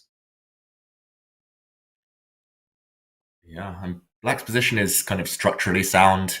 He hasn't played any kind of strange-looking moves, so there's no reason he should be objectively kind of significantly worse anyway. So I agree, Anish. Sometimes you just got to trust your opening. I love the mug, by the way, Anish. You just got to trust your opening. And if your opponent's prepared something deep, fine. There's still going to be a way out of it if you're accurate a bit later on, if you've saved enough time to work things out. Maybe just confidence issue there caused him to think a bit longer than normal. I'm fully aware of those pitfalls. I've done it so many times myself. But okay, knight f6, it's a good move, and one that I think we're all happy to see, maybe other than Jan. How long do we think he'll pause here before replying? Very long. I think he'll take an hour and a half, actually. He'll have 8 minutes after the next move. Oh, but look, it's happening exactly what I told you. Because I looked at this with the computer now. F3 is also not the best move. He is mixing up my game with his prep. That's what's happening. He's just following my game blindly, thinking that that's his prep. This is just my game. It was not very good. Anish, following your game is always a good way to do. It doesn't matter what your prep is. You can be safe in the knowledge that you followed in the footsteps of Anish Giri. I feel very flattered, yeah, but this is really not so great. No, just knight e6. He will play queen f2. It's clear to me already. He just remembers my game. That's all he remembers. But after queen f2, the engine suggests this move b5. But I'm not even sure that Ding might just repeat our game and play c5. I mean, I'm not sure Ding has analyzed this because it was so non-critical what I did. I don't even know b5. What exactly is the point? So if e4, I suspect E4? before is before. I suspect. Mm-hmm. Not necessarily, yeah, because I was wondering, is it d e4, fe4, knight g4 actually? E4 is not even a threat. It's queen Yeah, g3, that's knight why takes d4. That's why what I did makes no sense. This idea with f3, queen f2 it just makes no sense. Yeah. And remind us how that game went then, Anish. So b5 looks strong as you mentioned, but you played. Ding played c5 because he assumed that e4 is a threat, and he reacted with c5, which is very natural. And then, okay, I don't remember anymore what I did. I think I might have taken on c5. At some point, I played bishop to b5, and I can tell you what happened. What happened is I played very slowly, and we traded a bunch of pieces. And at some point, I kept like 2 rooks, a knight, and a queen against 2 rooks, a knight, and a queen. And I was trying to put pressure on the d5 pawn, but I had to constantly watch out for my e3 pawn. And finally, I just didn't see anything to do, and I was not better at all. And eventually, we traded the e3 pawn for the d5 pawn, and it was a drawn rook endgame. So even what Ding did was kind of good enough. But apparently, instead of c5, this b5, because e4 is not even a threat. So yeah, it is just not. Yeah, it looks very smart, the plan. Like, doesn't it? Knight c1, queen f2. Like, it looks like something very smart, no? Yeah, a bit too clever, right? Sometimes when players try to be too sophisticated, they don't actually improve their position. They just lose a bunch of time. This might be one of those cases. But I know what you mean. It looks very harmonious for white. But if you can't play e4, then it doesn't make much sense. It also looks like prep. Like, if you click through this, like, you see that rook a1, knight c1, f3, queen f2, you are like, oh, nice. This guy, he figured out some deep concept. Nice regroup. It looks really nice, but it's just, it was kind of old knowledge / improvisation of mine, which was just not good. But for Rapid, it's okay. But for World Championship match, yeah, you hope for a little bit better prep, of course, than this. It seems that there's this tactical flaw, right? Which queen on f2 is targeted by knight f6 to g4.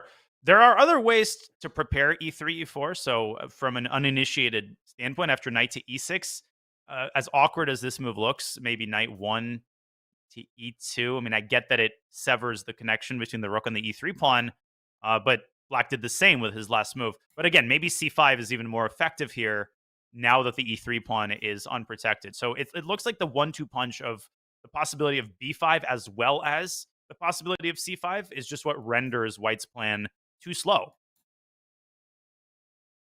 Yeah, and I must say, I mean, I understand there is logic to go knight c1 to allow yourself to go f3 and then you come back because I played knight e6. But that being said, still knight to c1 and knight back to e2, that is not very aesthetically pleasing.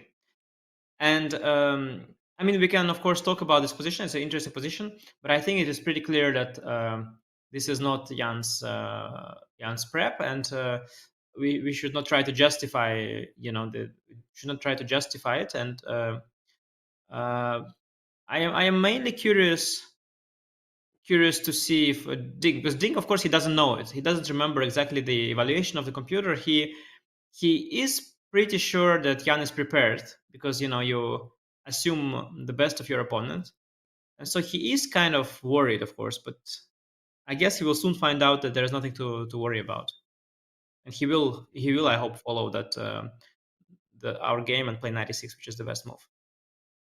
Yeah, I mean, what seems to be helping him is that e4 is a threat in this very position, so he doesn't have all that many candidate moves. So one way or the other, by hook or by crook, he's going to stumble into this line. And after the game, he's going to regret, taking all of this time. And, you might have heard us because 96 is on the board.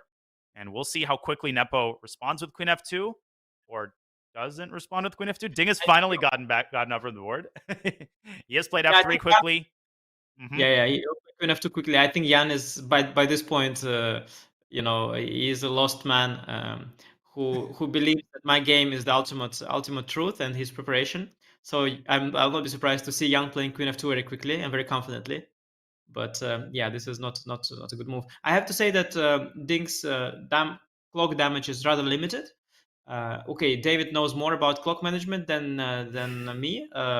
He knows all the ins and outs of spending time. But 1 hour 11 minutes is plenty of time still, and even though he wasted his 50 or at least 40 minutes, it's still the damage is somewhat limited on Ding's part. And if he gets a good position, he has plenty of time to make sense of it all. Yeah, an interesting shot of Jan there, just chilling out in his rest area.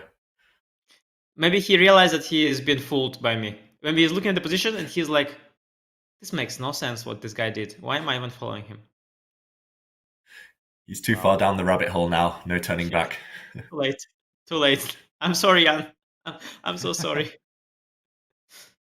I mean, is there a case to be made for, and I keep trying to infuse this position with new life. I get the black is doing fine, but if b5 is a serious problem, I mean, would we consider a move like e4? I feel like the positional gods are laughing at me, but does white have to make a move which prepares e4, or is there some move that basically treads water and takes the sting out of b5?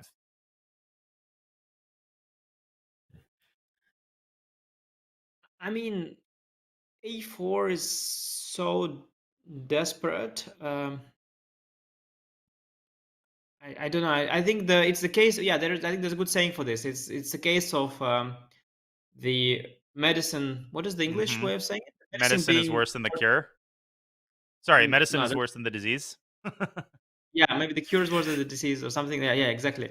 But that is the case of a4. I think b5 is not such a big threat that it's worth stopping it with a4. It is a very ugly move, a4, of course, although it's not as bad as it looks, perhaps, because you do also fixate that b5 square in case of c5. So after black will play c5, the pawn on a4 will look a lot better. But from the moves we've seen so far, I think knight 1 to e2 surprisingly looks the most sensible to me. Maybe. Because knight b3 doesn't really create a threat of e4, because there is a4 after that.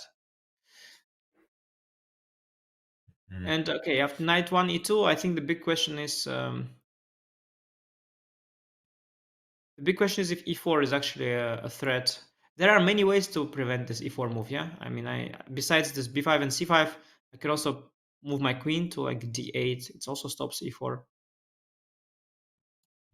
Many options.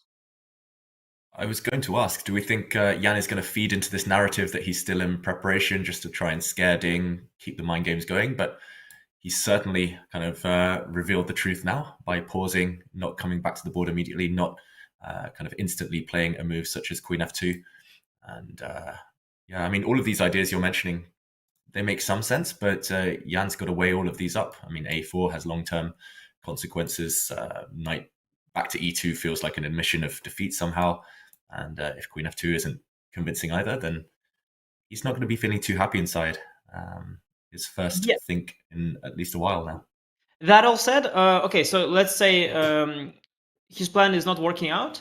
The e4 push is not happening. That all said, even without doing anything and you just sit on this position, white isn't worse either. So white has a solid position. But of course, so your first goal coming out of the opening is to get some play. You want to get some initiative. If that failed, okay, then you look at how big is the damage, how bad is your position. And here the position is fine. Position is still equal, and so no damage, no big damage done. Jan can still play some pointless moves like king h1 or any move back and forth. And, I don't know about that, Anish. And I was going to actually show a tactic with that same idea. Nice. But it was the only move that blunders. Congratulations, no, but Anish. there's one more. let me one up you. There's one more. There's bishop f5, which I thought was interesting. I think bishop f5 instead also falls for knight takes d4. And after ed4, queen e1, at the end of the line, it looks like white emerges with a queen and a piece for the two rooks. But no, king f2, bishop takes f5, and the queen is overextended. Yes, and rook takes c1. Black, of course, has an overwhelming amount of material for the queen. So there are latent tactics in this position. Anytime there's two rooks in a standoff, there always are going to be tactics. That's why I don't like to play bullet against Danya, because this is how our games usually end up. I'd go h1, he'd go knight d4 instantly. And I'd be like, why did I find the only move in this position to blunder something? Well, sneaky stuff. Just to put that on the board. And back rank, checkmate, incoming. Wow, You know, Danya. I'm looking at Impressive Jan, stuff. and I want to mention that.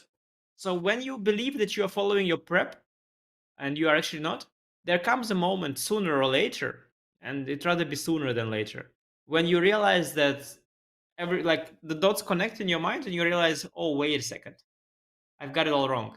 And I think we've reached that point now, judging from the body language and Jan's thinking. I think he remembers queen f2, but he so slowly sees that the move queen f2 makes no sense.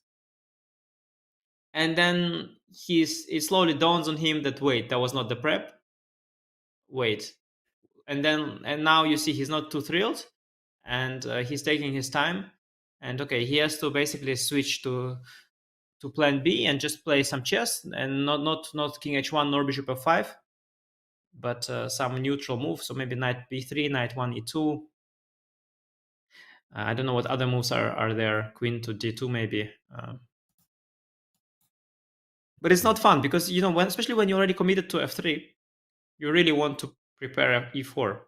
That's really the point of f3. Otherwise, it's just a weakening move. Yeah, it's a move that has a plan. So you really want to push to prepare e4, and you don't want to just play f3 and then start playing aimlessly. Yeah, it's always the hardest when you finally have to engage your brain. You can't rely on preparation or pattern recognition anymore. And already in the tank for over 5 minutes now, Jan. I'm expecting it to be longer. And if I were Ding, I would come back to sit at the board just to sit and stare him down, gaining in confidence just by the fact he's thinking. And for Ding, it's the great moment. It's the opposite. So Jan was playing fast, so Ding is like bracing for impact.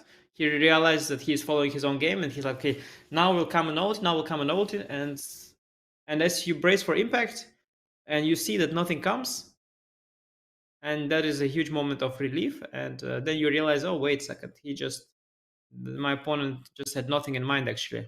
My opponent had something mixed up, and I'm actually fine, and this was a false flag. So you look, hands in the pocket, Ding with the swag there, the jacket is on the sofa, he's walking around, all cool.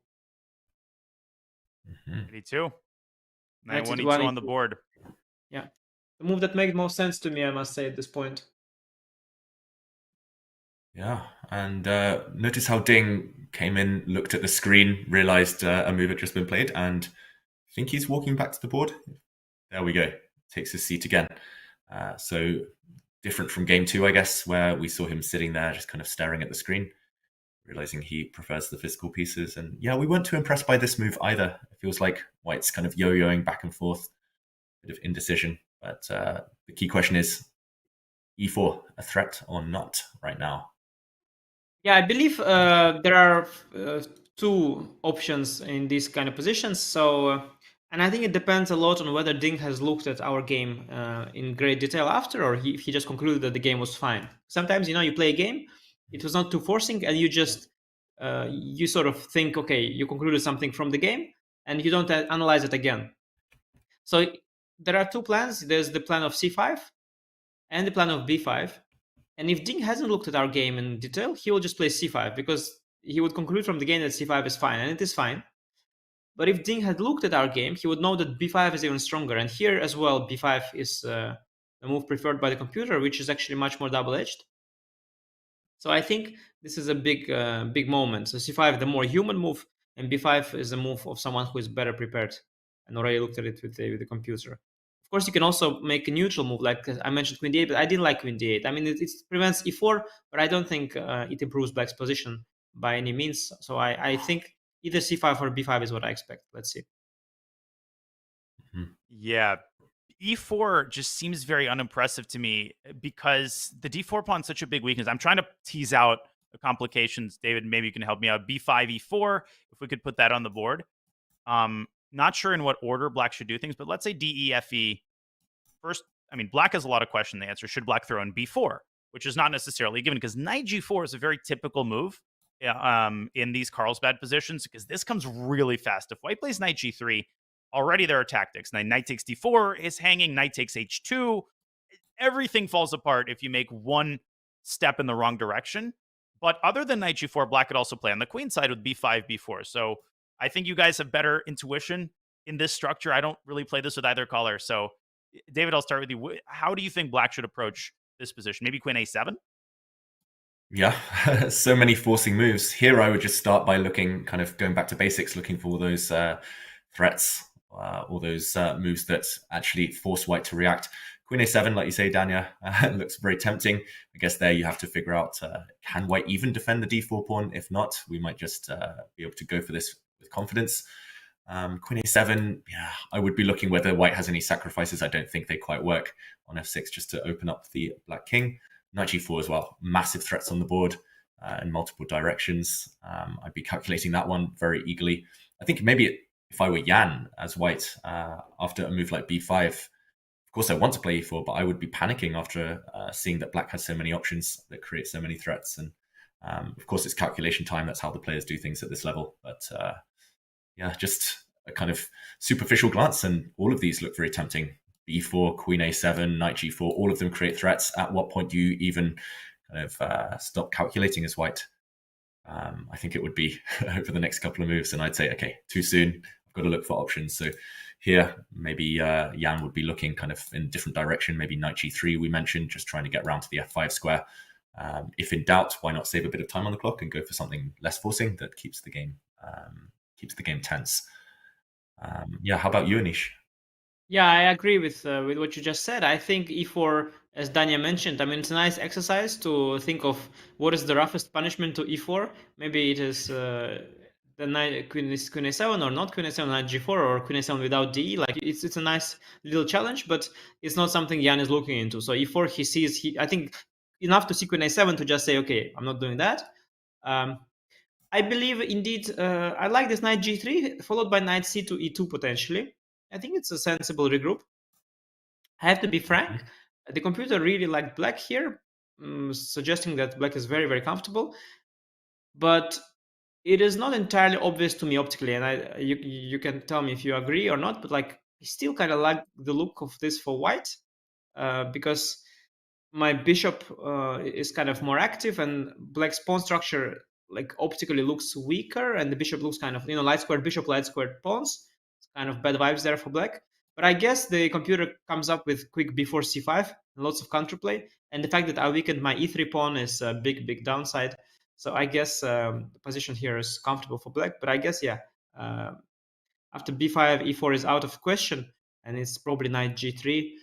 What else? Maybe knight. Yeah, I think you need to address the knight on c3 situation. And it's not easy to say what to do. I hand it over to Danya. Maybe Danya has some smart thoughts for white after b5.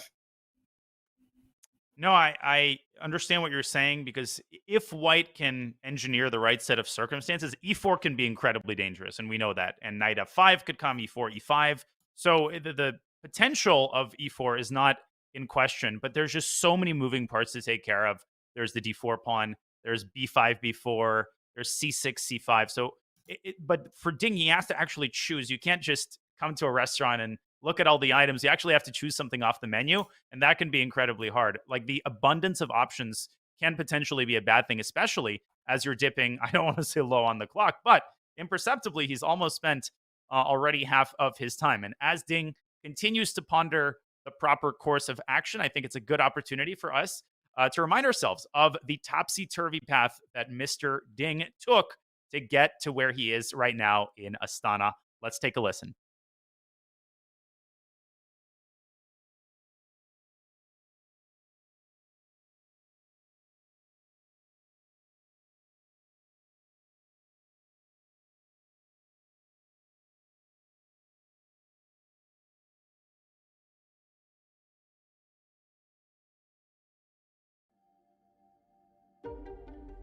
Ding Liren's unpredictable path to this year's FIDE World Championship was born from the right combination of good fortune and persistent gameplay. Ding's journey to Kazakhstan almost never got started. Travel restrictions in China prevented him from qualifying for the Candidates, the gateway tournament to the World Championship. But when a spot unexpectedly opened up, Ding ground away to earn the vacated seat and punch his ticket to Madrid. His foot in the Candidates' door, Ding struggled in the first half of the tournament, failing to earn a win and falling to the eventual winner, Nepomniachtchi. But that's when the magic began. In the second half, Ding began to turn things around, starting with a resounding win over Jan Krzysztof Duda. We have a victory for Ding Liren, and his candidate's chances are not gone at this time. Ding then continued his momentum with back-to-back wins over Richard Rapport and Fabiano Caruana. In his final match of the tournament, Ding squared off with Hikaru Nakamura in a battle for second place. With rumors suggesting Magnus Carlsen might step down as champion, second place at the Candidates now had an entirely new meaning. Needing a win, Ding took advantage of a missed opportunity by Hikaru on move 38 and worked steadily from there to secure the victory and second place. The second half of the tournament has been his, 4 wins in 7 games. While his runner-up finish at the Candidates was certainly an accomplishment, Ding left Madrid without a seat at the World Championship. That all changed later that summer when Magnus announced he would not be defending his title. With the 5-time champion out of the mix, Ding's second place finish at the Candidates suddenly became a golden ticket to Kazakhstan, with the rare opportunity to cement his name amongst the distinguished list of FIDE World Champions.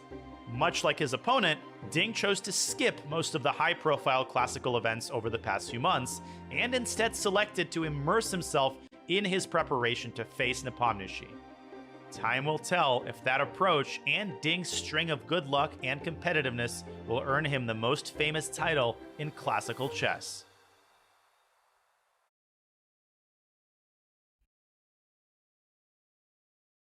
So many trials and tribulations that Ding Liren went through to get to where he is now. It was not guaranteed until Magnus Carlsen shockingly stepped down, abdicated his world champion throne. And wow, Ding Liren has yet another comeback to make. He's been full of comebacks in this past year. David, what impresses me the most, I think, is his resilience. The fact that in the Candidates, he had incredibly painful moments. That 20-move loss with the black pieces against Timur Rajabov. Were you as impressed as I was? I was on site in Madrid, just kept getting shot down, kept getting back up again, and he's rewarded with a seat at the World Championship table. Yeah, certainly, Danya. I'm one of Ding's biggest fans, and just the way he, just kind of gracefully kind of puts these runs together. Remember that 100-game unbeaten streak as well. He's just such a classy player, and I think he needs to take inspiration from his journey to this point, his journey to the World Championship match. It wasn't always it didn't always start well, like you say, at the Candidates, but it ended in good fashion, and he's got to hope that the match goes the same way. Of course, he lost game 2, but it's still early days and plenty of time to recover, just like he did in the Candidates. And it does feel like it's written in the stars somehow. He was on the outside looking in, and he kind of got gifted this path, and he seized the opportunity with 2 hands. And yeah, Anish, what are your thoughts? Despite the fact he's 1 point down now, despite the fact he's half an hour down on the clock in this game, still chances to make that fairy tale come true? Oh, very much so. And as I mentioned earlier, when we spoke about it with Danya in one of the earlier broadcasts, I find it kind of remarkable his path, where on the one hand it seemed that he was very unlucky and unfortunate, as everything was going wrong with the COVID affecting him most compared to all other players, even as restrictions been lifted in most countries. China was the last one of the last countries when he wasn't able to travel. He wasn't able to get the necessary number of games to qualify. He wasn't able to play the Grand Prix, for example. He was scheduled to fly to Grand Prix. It didn't work out because of some visa issues. So everything went against him. He was very unlucky. And then it's turned around completely. Like he started getting just so lucky in turn. And he managed to qualify to the candidates because he was just in time to get himself a bunch of games against Chinese players. Like some tournaments started appearing from nowhere. Yeah, c5 is indeed played. Just to finish my point, then also, of course, he was lucky in the candidates because he finished second. Even that was not a given. He was simply at the bottom of the tournament table after the first half, and then he managed to finish second, just in time, winning in the last round, and that was enough to qualify. It's never ever been enough to qualify earlier in the chess history, but this time it was, and maybe here too, it starts off badly, but things will turn around. And he played c5.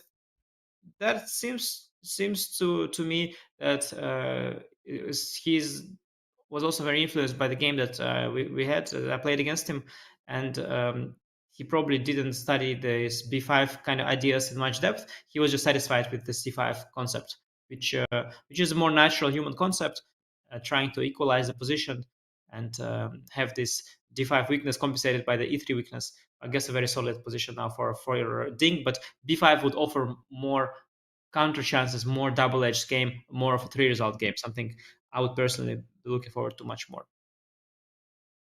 I don't know. David, I want your take on this. I'm going to be honest, I don't like c5 at all, and the move that keeps circling around in my head is bishop d3 to b5. I've been thinking about it, Anish, as you've been sharing your insights, and I, for some reason, can't find like a satisfactory answer. If bishop d7, I don't want to go too concrete, then my idea was takes, queen takes, and knight c3 to a4, and suddenly there's knight b6 and knight takes c5. It's a double attack.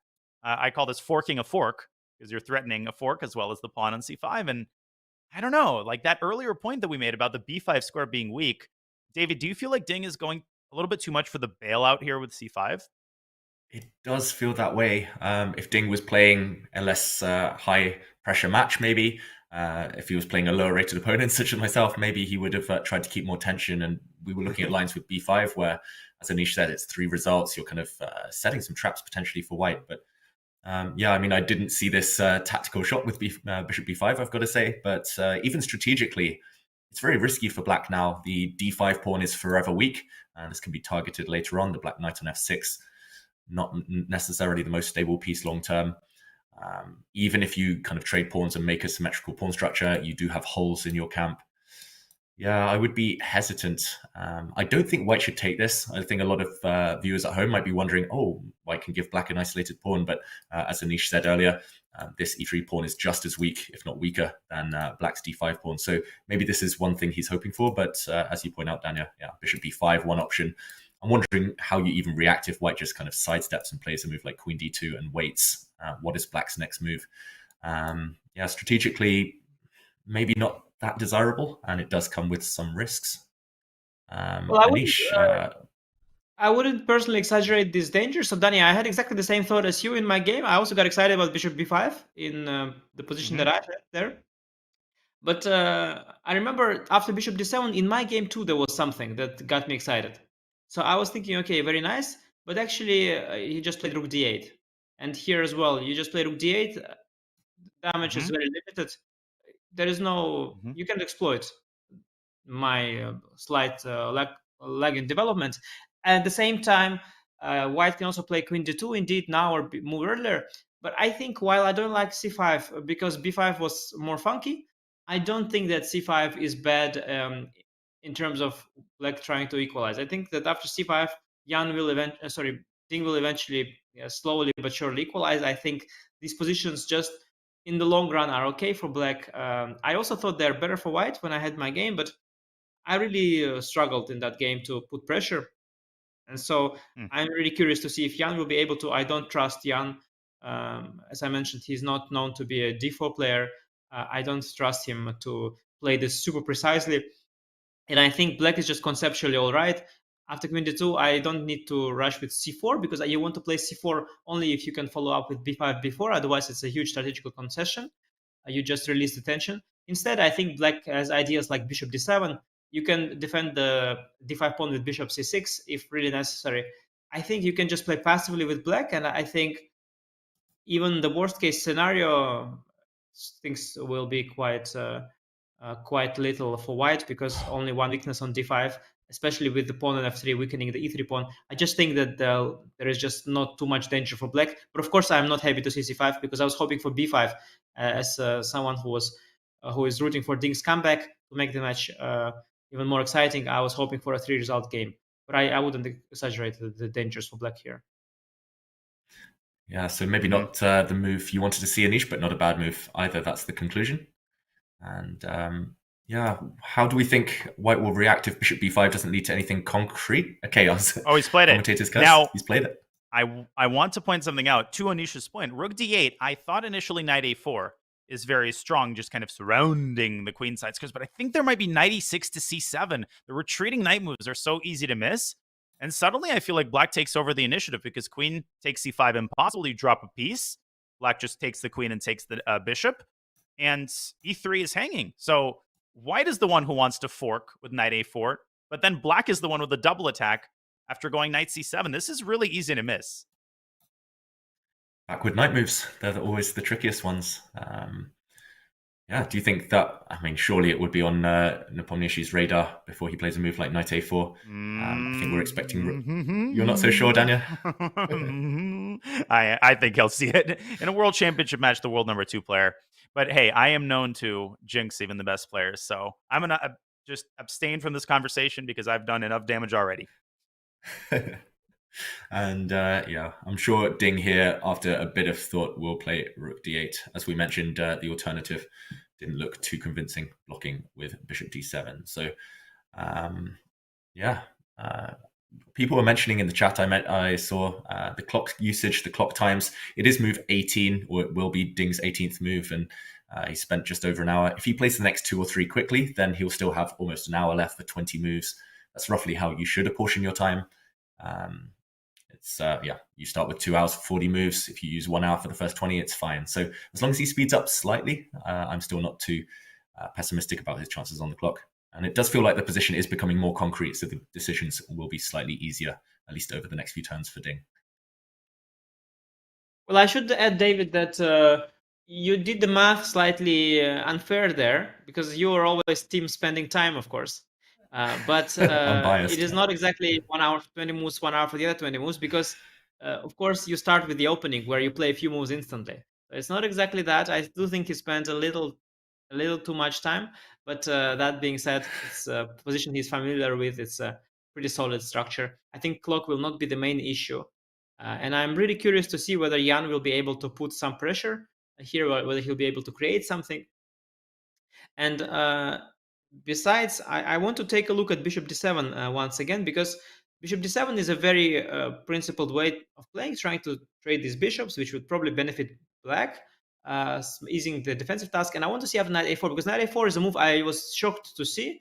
I didn't really see this idea. Dania, of course, very, very sharp. I just want to take a look at this position just to let it sink in and see if there is not a defense here for black, because if there would be, then bishop d7 would be justified. And I think this is what Ding is looking at. Are there really no counter resources here?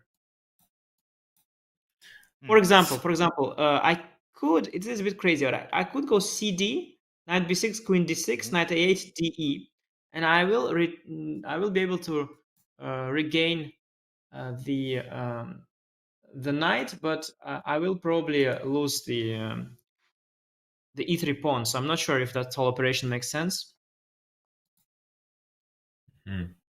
This is very complicated, Anish. Suddenly it could go either way. I'm sure, for example, an engine would say white is doing okay here. White has extra material. These black pawns can be stopped in the center. But from a human point of view, this is very tempting, no? At least if you're in a must-win situation. Especially because my idea is that if you attack my e3 pawn, I'm going to go for d4. I will not bother to take your knight.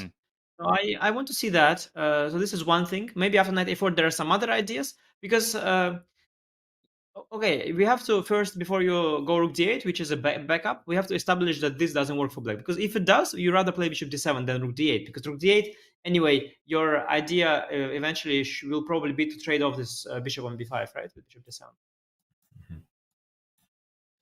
Yeah, you're slightly cramped as black, so it makes sense to exchange pieces if you can. But yeah, I mean, this one is very complicated. Does Ding invest 20 minutes here on an idea like c takes d4, sacrificing his rook in the corner when he could just play rook d8 very comfortably and no immediate consequences. Even a time travel addict like me doesn't advocate for a long tank here when you have a relatively healthy option. Good point, and especially the fact that he already is down on the clock, and indeed he plays rook d8. Yeah, if he had a half an hour more, he could invest 10 minutes staring in that position, looking for complications. But when you already are down, you don't want to potentially waste that time because very likely you find nothing after knight a4. You very likely refute the cd4 idea, which is a little bit wicked, which probably doesn't work. Very often I have this in my own games as well. I see an idea like that, and I don't manage to refute it, but I just don't trust it, and I just don't go for it. Which is of course always a pity because you want to know why you take certain decisions, but sometimes you just have to rely on your intuition as well. And Ding, looking at his own clock, being half an hour down, plays a solid option of rook d8. Now it's on Jan to prove a small advantage that he might potentially have here. And it's on Jan also to avoid the tempting knight a4, which runs into knight c7. So presumably, Jan, who is chilling in the break room right now, will invest a little bit of time to figure out the proper regrouping, where to put his queen, whether to put the knight on e2 to g3. A lot of questions to be answered for both players. Jan's got more time to answer them. He's up 30 minutes on the clock as Ding making sure to stay hydrated. And we will also stay hydrated, and we will do that by taking a break. Ladies and gentlemen, you are watching Game 3 of the 2023 FIDE World Championship. We hope you're enjoying our coverage, and we will be back with more action from Ding Nepo in just a couple of short minutes. Hi, I'm Gotham Chess, and this is the Chess Kid Chessboard Challenge. Oh my god, I just stabbed myself. Ah! Can I take two at the same time? Okay, they'll just edit that out. I think the world record is like 35 seconds or something.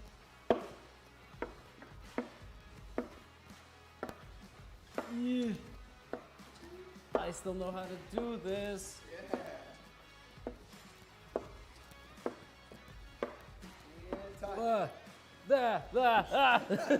Did I just get a world record? That was like 32 seconds.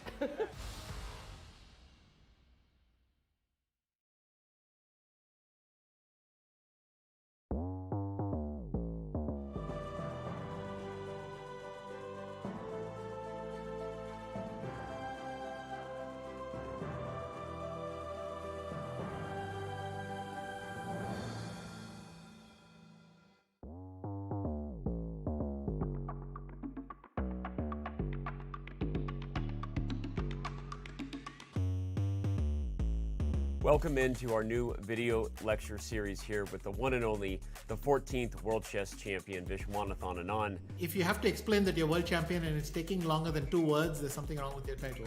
And that's how I felt at this There's point. something wrong with But I believe when we're talking the 60s and 70s, even the 80s and 90s, you could see that the match format produced something unique.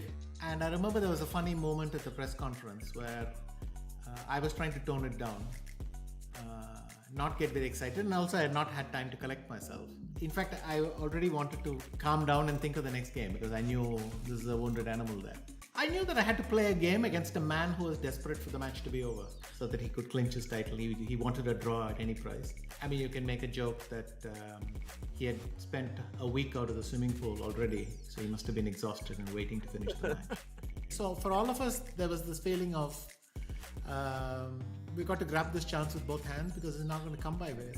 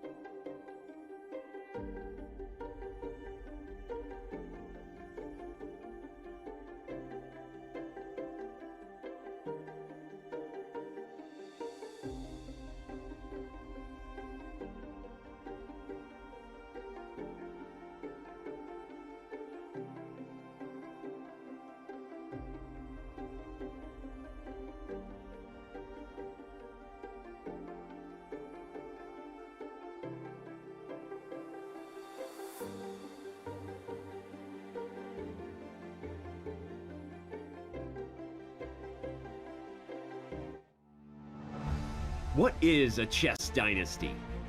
Unceasing dominance, move after move, again and again and again. We have a resignation, we have history. He is the 5-time FIDE World Chess Champion. But a chess dynasty can also be cruel. It forces most to defer their dreams until next time. If there is a next time. It's losing. Oh my god, did he just blow? Yeah, he did. I'm blown away. The game is over. As the chess world turns to Kazakhstan, the Magnus Carlsen dynasty is set to close. The FIDE World Championship is finally up for grabs. For two chess superstars lying in wait, until next time is now. Jan Nepomniachtchi has methodically done what he needed to do to get another shot at the title. The pressure to seize the moment this time rests heavily upon him. Jan Nepomniachtchi's first World Championship victory in Game 2. This has to be such an amazing feeling. Ding Liren knows firsthand what the end of this dynasty means. An unexpected chance to make history. Can China's best turn his good fortune into eternal fame? Whoa! What? Have you seen this move before? What's happening? He has to definitely find the momentum and recompose himself. The legacy of this championship spans across centuries. It reads from the names of chess giants. For the first time in a decade, a new name will raise the trophy and be etched into chess history. It's the 2023 FIDE World Championship. Whose name will next be called champion?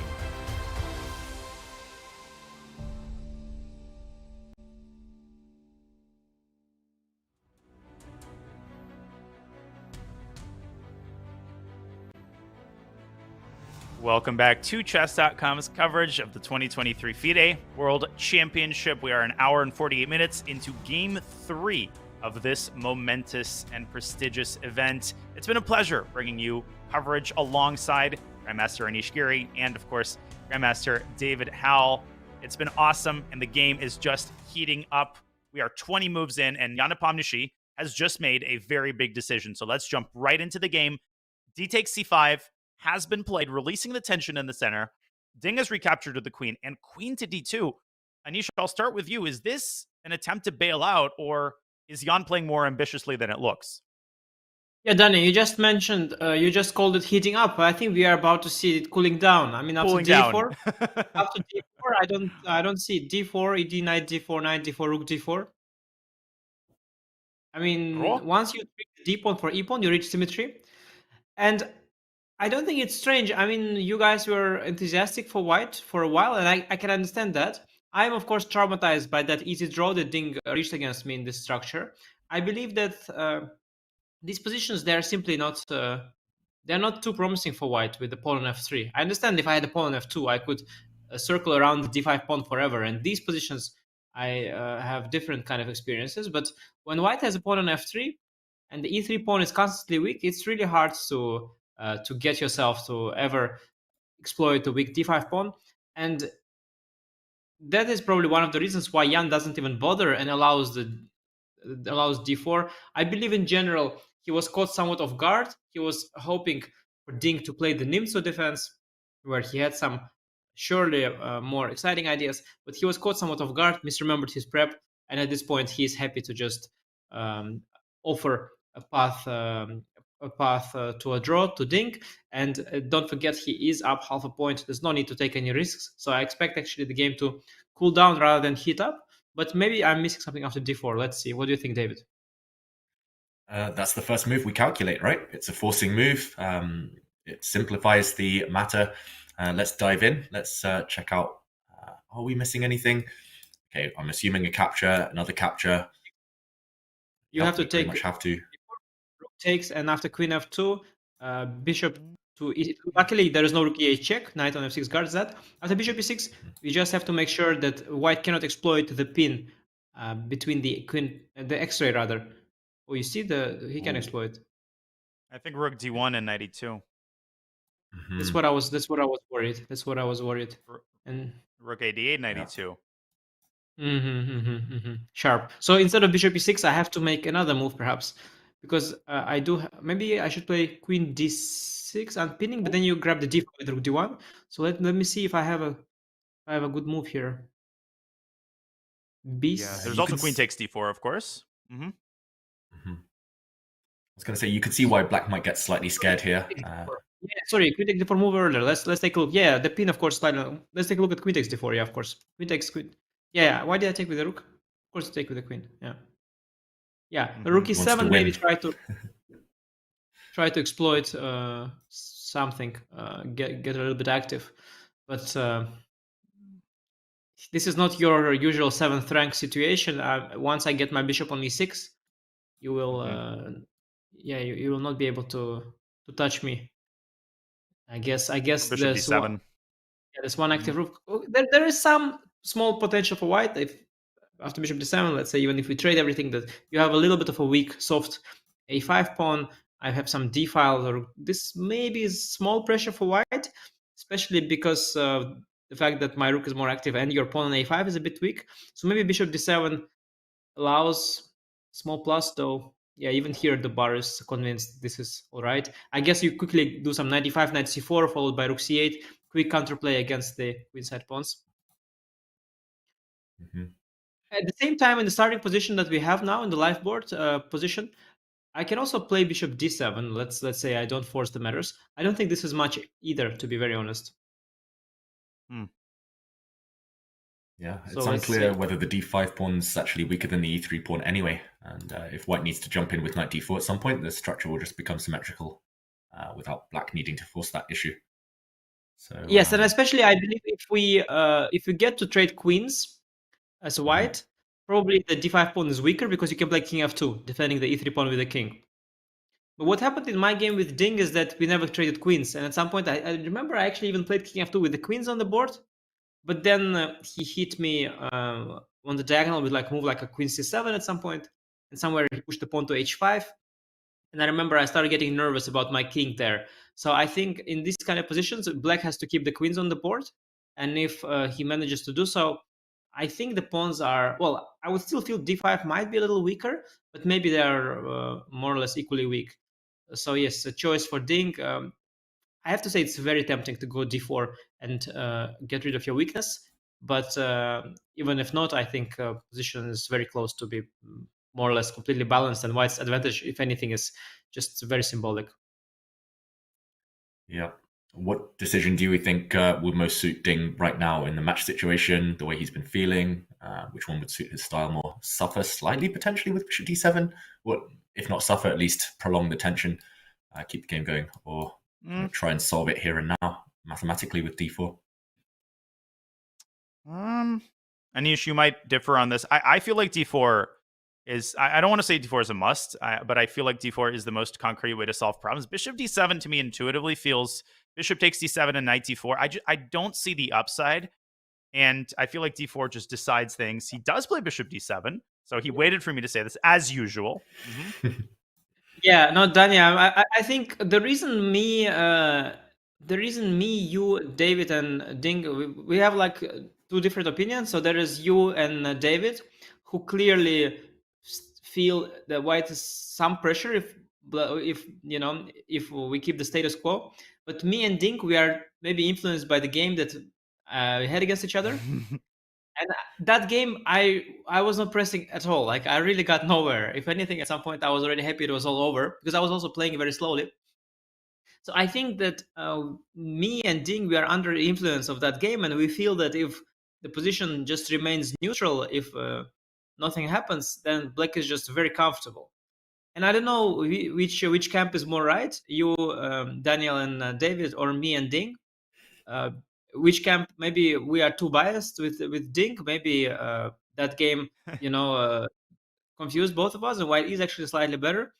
But whatever it is, I'm sure Ding saw d4. I'm sure he saw he could probably hold it, but I think he thought that position is slightly worse, and he thinks that this one is just fine. It's just fine, and it will be up to Jan to show who is right here, whether Jan will put any pressure here. I honestly don't think this kind of position suits Jan. I don't think he has a lot of experience playing against isolated queenside pawns. He plays one e4. The pawn is never on e3. It's already on e4 after move 1. So I don't see why he would be an expert in these pawn structures. With black, he's also played the Greenfield his entire life. He never faced these kind of positions.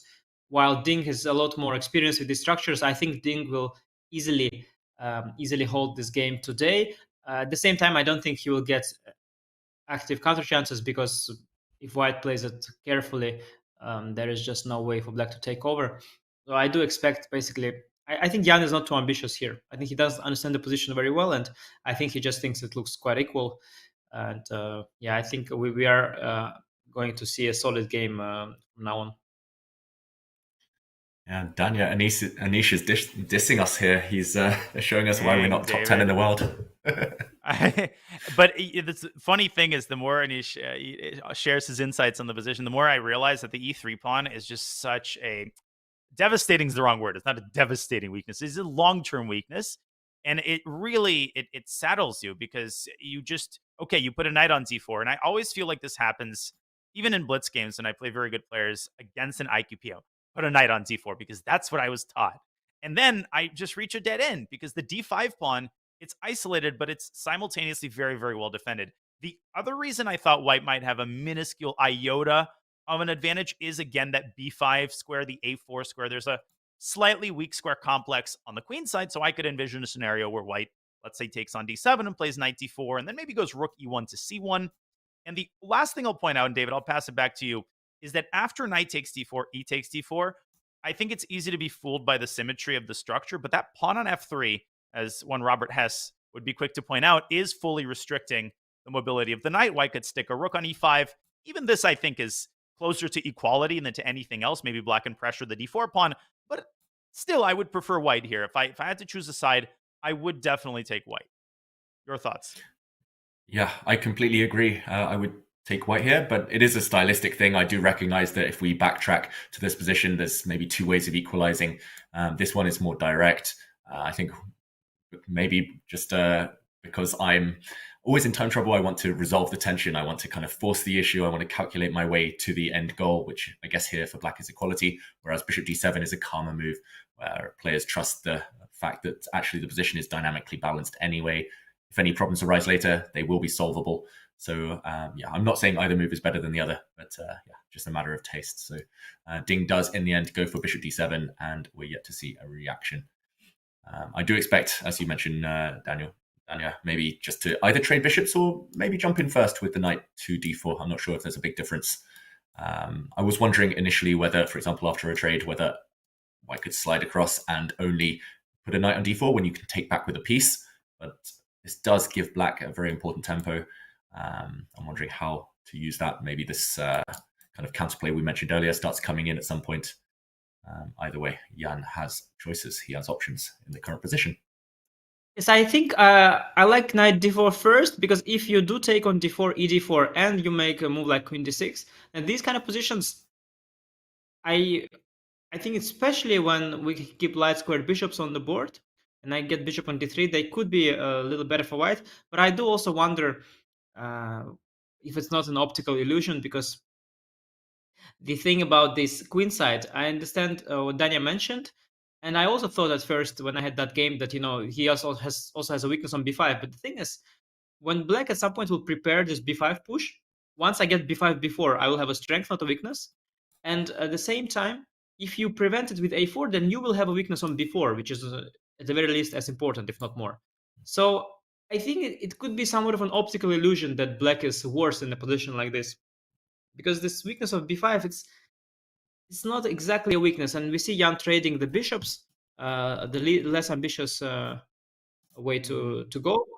And after rook d7, rook d1, b5 comes to mind. Also, a move like rook to e8 comes to mind as well. When after knight d4, you have to you have to constantly worry about your e3 pawn.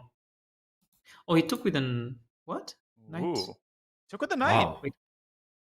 What? It's a very. I guess he wants knight e5. He wants knight e5, knight c4. Oh yeah. Ooh, spicy.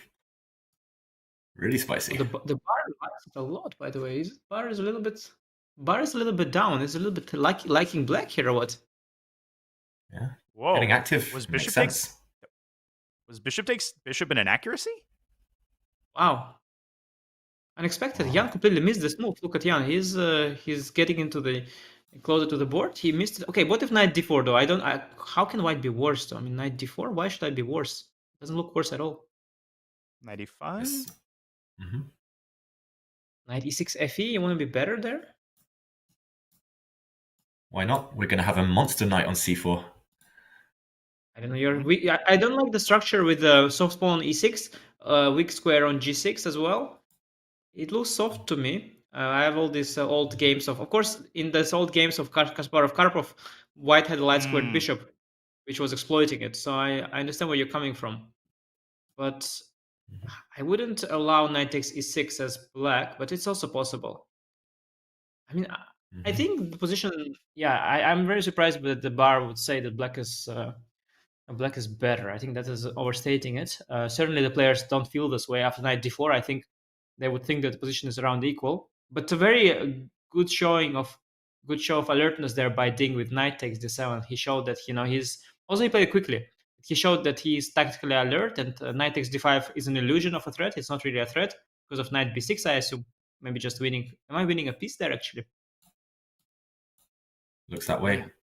Pin on the d file. Queen d5, there is queen takes e3 at the very least. So knight d7 is clever. Indeed, after rook d7, the knight on f6 was a problem piece. Even what you mentioned after knight d4 ed, position is not too bad, but the knight on f6 is dominated by the f3 pawn. So knight takes d7, very clever. Now Jan is wrapping his forehead with his hands, thinking deeply about the consequences of his last decision. And after knight d4, I think knight d4 should come, because otherwise knight e5 or knight b6 heading to c4 could really become a problem. I think it's time to offer symmetry with knight d4 and ask black whether black wants to take some significant risks or just take on d4, going for position that looks pretty equal. Well, knight takes d7. That was a statement move by Ding Liren. The retreating knight moves. We talked about them in a different context. Ding turning on computer mode. Well, speaking of computers, preparation as a whole for the World Championship has greatly evolved with the advent of computer chess, and Nepo has risen to prominence in the sort of first computer generation. I sat down with Jan a couple months ago and asked him how these lines affect the way that he plays. Let's listen in to Jan Nepomniachtchi. I wouldn't say I'm like someone who could call himself like a child of computer era. I think maybe I'm still belong to let's say more or less this mixed generation who started actually playing chess without computers, but later on, after achieving some level already, you can't really think of playing chess without like checking lines, and actually right now you can just check lines with your iPhone. Yeah, so that's probably enough to find the moment when you blundered. But for me, it was mostly about like checking the database and learning some games and getting some info about the openings. Especially for the first time. And of course, like now it's, I don't know. So maybe most of the players, they're just trying to play like computers already because, it's by far the most effective way. And whenever you just see the computer lines, whenever you see the violations, I don't know about everyone, but as for me, I'm trying to understand why is that. So that's why you try to dig in deeper into the lines. It's not necessarily, you're not necessarily learning the evaluation, but you want to see the typical maneuvers and so on. So because normally before you would like replay some games of great players and see how do they play, how do they manage, okay, this or that piece. But now you just do the same with, the first line of the engine, or the second line. Nepomniachtchi on his use of computers and where computer preparation figures in his overall World Championship preparation. We pulled up a matchup card there. Nepo and Ding are from the same generation. Ding is 30, Nepo is 32. And that's the generation which grew up having computers, but not having strong chess engines really until they were maybe, 15 or 20. That's when, computers essentially became unbeatable. So I want to get your guys' take on what Nepo had to say about computers. Anish, do you feel like at this point, people from Nepo's generation are fully 100% reliant on computers? Or if you compare someone like Nepo with someone like Arjun Erigaisi, for example, would you say that someone like Arjun is substantively more reliant on engines than someone from an older generation like Nepo? Anish, I'll start with you. Well, it's one of my favorite topics, Danya. So you've unleashed, unleashed the monster there. I love talking about the influence of computers on players and on players of different generations. I was thinking about it recently when I had a game with one of the young players, and at some point I realized that this young player he has a very similar thinking process to mine. And I thought, how is that possible? We've grew up such different times, and why are we so similar? And then I realized that maybe it's not so much the generational difference, because you have to realize that a lot of young players, they're getting lots of coaching, they're reading lots of books, they're recommended to read books, and they still read the same books, about the games of Capablanca, or Alöchen, of Kasparov, Fischer, Tal, and whether you are from the old generation or from the young generation, you still are influenced very often by old-fashioned ways of learning chess, books and games. And so I'm not sure about, for example, Arjun in particular. I have the feeling Arjun is mainly shaped as a player by playing online blitz a lot. You know it better because okay, yes, we know you are the boss of chess.com now, the big number one across both time controls. So you know it better. But I have a feeling that Arjun played a lot as a young player online. I'm not sure he spent a lot of time with the engine actually. Gukesh famously hasn't spent much time with the engine at all. What has he been doing instead? I guess he's been reading books and studying games of players. While me, myself, Fabiano, and Wesley, we are much older than Gukesh, but we must have spent a lot more time with the engine. So I'm not sure there is a generational shift there. I think it would be very interesting, just like at some point the DeepMind's team decided to build an engine that is free of the human games and of human nonsense, to create a player who would not learn any classical games, who would not watch any human games, but would just learn from the engine and see how strong that human player would become. But we are so far, we are not there. Nobody does it. As soon as a young player is talented, he immediately gets coached by some old guy like great Vladimir Kramnik or Boris Gelfand, who tell these young guys that, okay, you have to know your classics. And we ruin this pure experiment. And in the end, everybody ends up studying the same classical games. So I'm curious what David's thoughts are on this topic, but I don't know if there's any generational difference there per se. Yeah, I'm inclined to agree in general, Anish. I think the young players who do rise to the top from this kind of younger generation, they have quite a broad education anyway. They do have easier access to resources than previous generations, for example, and they know to do the right things. They're given good advice. But I do think that the young generation who have grown up with stockfish available, for example, there are more pitfalls. I know a lot of youngsters who get carried away by evaluations. They see a position, they say, okay, this looks like +1, this looks like +2, but actually their own understanding doesn't improve. They're just trying to rely on memorization. They're trying to rely on kind of tactics that the computer shows without kind of explaining it to themselves. And yeah, I grew up at the same generation as Jan, as Magnus, as all these guys, of course. And I'm looking back and I've analyzed some of our childhood games. Our openings were terrible compared to the kind of young generation nowadays, partly due to the effect of Chessable. But I think we learned from our own mistakes. We learned from we learned a lot about our own styles and preferences and so on quite early on, and that definitely helps. And I don't think it's a kind of coincidence that, for example, Magnus, Sergei Karyakin, Fabiano Caruana, and Jan now, and Ding, all from the same generation and all still up there despite the emergence of the youngsters. So I'm terrible still using technology. I'm unlike you, Anish. I really don't enjoy analyzing with computers too much. I try to play anti-computer chess these days just to avoid my opponent's preparation. But yeah, if the young players use them well, then definitely a great tool to have. And it has influenced kind of Jan in recent years. He's made this big push since his openings got better, since I think he's figured out how to use these new tools at his disposal.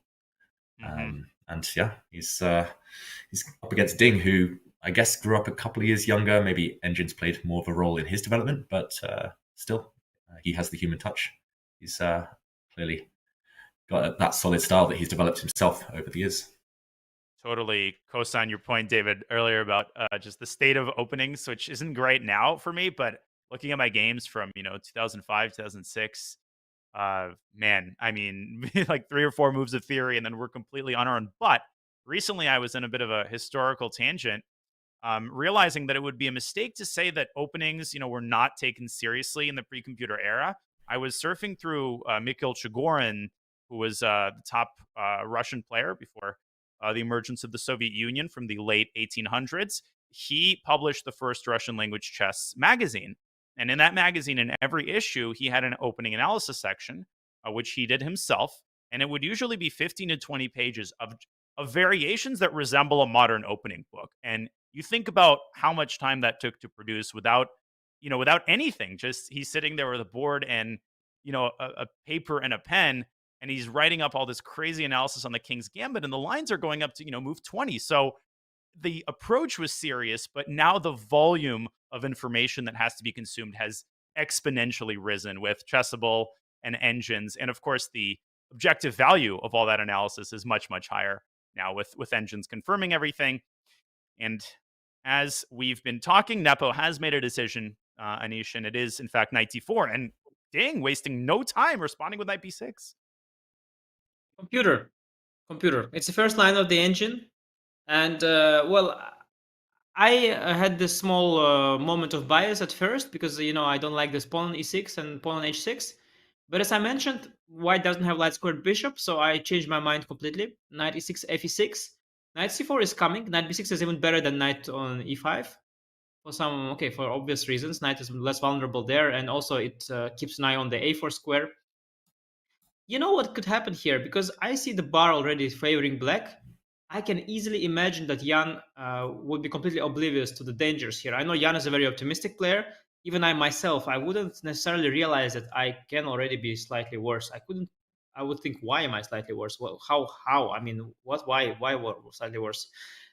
So, especially if Jan is not aware of the dangers here, yet he sees knight c4 coming, it could backfire for Jan. I mean, I could easily see it going wrong. And there are some concrete threats to the white queen side.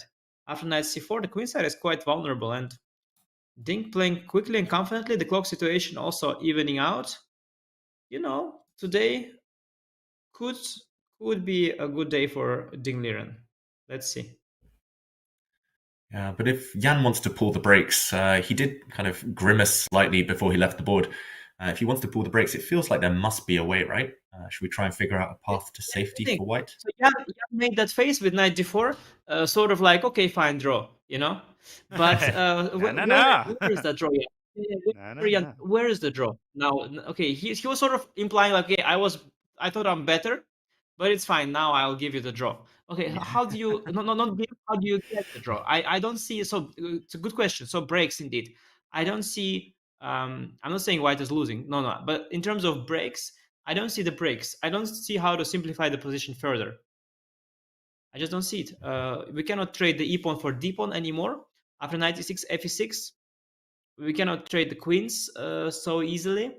Maybe queen d4, but is that really breaks, or is it just going for a slightly worse endgame after rook c8, takes 6, and knight coming to c4? So I don't think there is a way for white to force a draw at this point. But I guess just playing reasonable moves should still be solid enough to maintain some sort of equilibrium. But the computer evaluation, the computers are good, as we discussed already. If they say black's better, I mean, black's better. Yeah. David, I don't know what lines are circling your head. Just really quickly, I'll share the line that keeps circling around in my mind, which is if you go rook d1, after knight c4, queen f2, I think knight takes a3 is mighty annoying because knight a4 looks like a clever move. Oh, let's counterattack the queen, but no queen b4, and black maintains the extra pawn. So that's one way that white could very easily dig himself into an objective hole. Now you'll be down a pawn.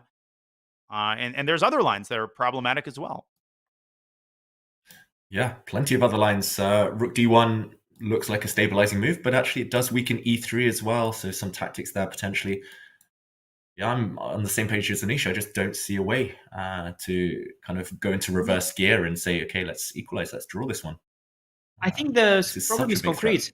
The problem is concrete. I think if I had the knight on e2 already, let's say knight c2, I would probably be slightly better. But I think the problem is that after knight c4, it's just there's just no comfortable move. And I would still try to take on e6 first to try to create some weaknesses in black's position instead. I was looking at knight e6, fe6, and now knight e2. But then again, after knight c4, I was trying to make some queen d4 perhaps work. Yeah, but knight e2 makes no sense then, even rook c8. So yeah, I don't see after knight e6, fe6 how to deal with the threat of knight c4, knight a3 in a way that is prideful. I mean, of course, I can play even a move like knight b1. I dealt with that threat. It's not a question of how to save the pawn. It's a question of how to save the pawn while keeping the pieces on good squares, and that is a harder task. How bad is this endgame you mentioned? Trying to get rid of the queens. Yeah, maybe that's the least of the evils. Maybe rook ac8 or. Does white? Well, I don't know if white can keep the queens on anymore. I was thinking of going to try and pressure these pawns, but it's just a one-move threat. Yeah, and the thing about endgames is that once you enter an endgame, then the weakness of the e6 and g6 squares, while not relevant anyway, without the queens, it is not an issue at all, because this is a minor weakening of the king side and of the king safety. And so once the queens are off, it already becomes clear that this is already visibly better for black. Here I can already see it because, of course, the fact that knight c4 is coming is an issue in an endgame, and the fact that the king side is somewhat weakened is irrelevant completely. So I would somehow keep the queens on the board as white to sort of, when you are slightly worse, there are two types of slightly worse. There's a slightly worse where it's visible to everyone that you're slightly worse. And there's a slightly worse where it's kind of a dynamic slightly worse. So you have trumps, he has trumps, but your trumps are less than his trumps. But when you have this kind of slightly worse, the opponent might not even realize that he's better because he might assess your trumps as bigger than his or equal to his. And so you might get away with, with something this way. So when you're slightly worse, at first you try to not make it obvious that you are slightly worse, if that makes sense. You know what I mean? And until at some point the opponent plays so well, sooner or later you have to transition into a worse endgame, something like that. Yeah, that was a lot of trumps you mentioned there, Anish. But difficult position for white either way. And in terms of talking about small disadvantages, it's not really Jan's style to suffer in one of those kind of let's get the queens off and try and grovel type of disadvantages. It would be very much his style to be worse, but at least look for counter chances, keep some tension. And I think we're struggling to find those types of positions either. And so is he, judging by his clock usage over the last few moves. Maybe it's starting to settle in now. It's a common, of course, common theme that the pawns a3, b2 are hit by knight c4. Because if the a3 pawn was on a2, I would be able to respond with b3, kicking the knight away. But now after b3, the a3 pawn is hanging. So white ended up in the situation because of these pawns. And it's quite interesting that we were talking about the weakness of the b5 square, which was apparent, but it now turned around on white. Suddenly white's pawn, queenside pawns are weak. And yeah, it is just remarkable how complicated chess can be sometimes. That I mean, in a position which looks slightly better for white at the start, right? You guys were saying white slightly better. I warned you, of course, but you didn't listen, and now we are on the defensive. But That's why you're world number 6, Anish. I would say that I think if Jan finds like one or two, I was thinking about the move Rook E2. One or two solid, calm defensive moves. It still feels like he should be well within the general range of equality. So I was thinking Rook E2, Knight C4, Queen D3. E2, yes. And then it's very important, I think, that Knight takes E3 fails to Knight takes E6, hitting the sort of the tail of the discovery. And then you take the Knight with the Queen.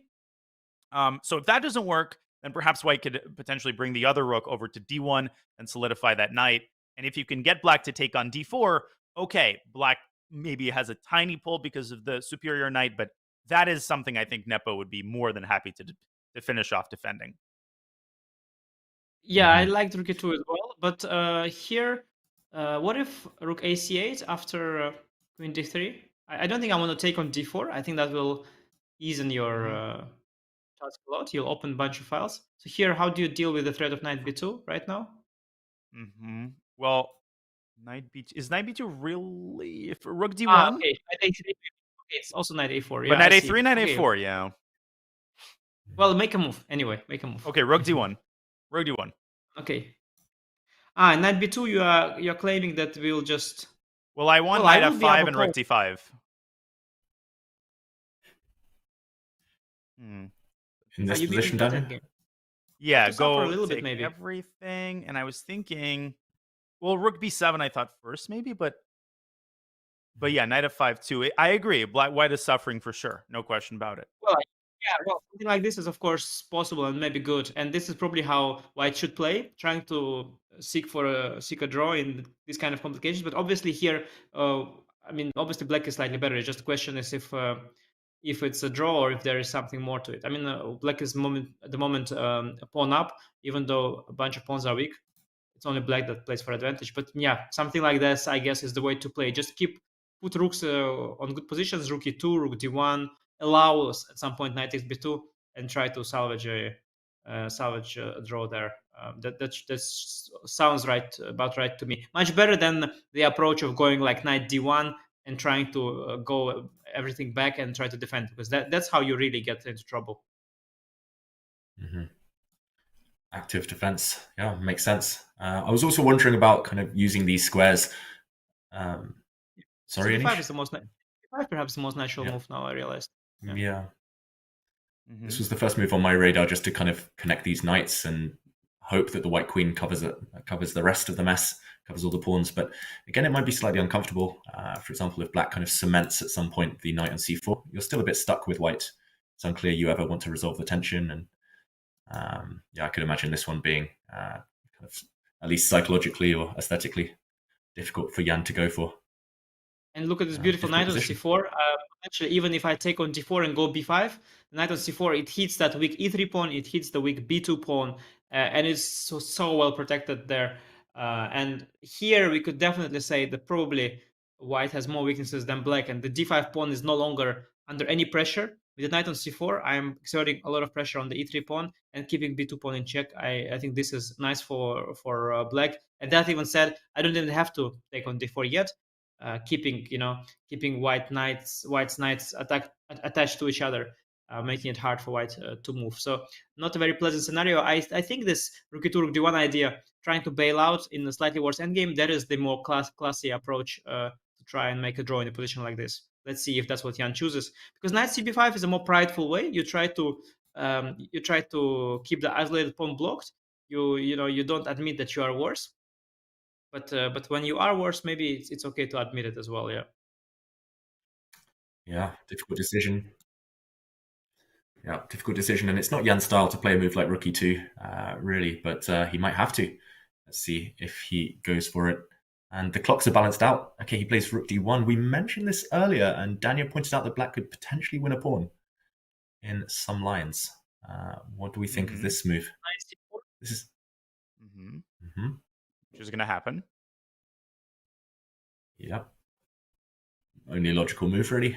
The white And maybe queen. maybe he wants queen c1, but that's very passive.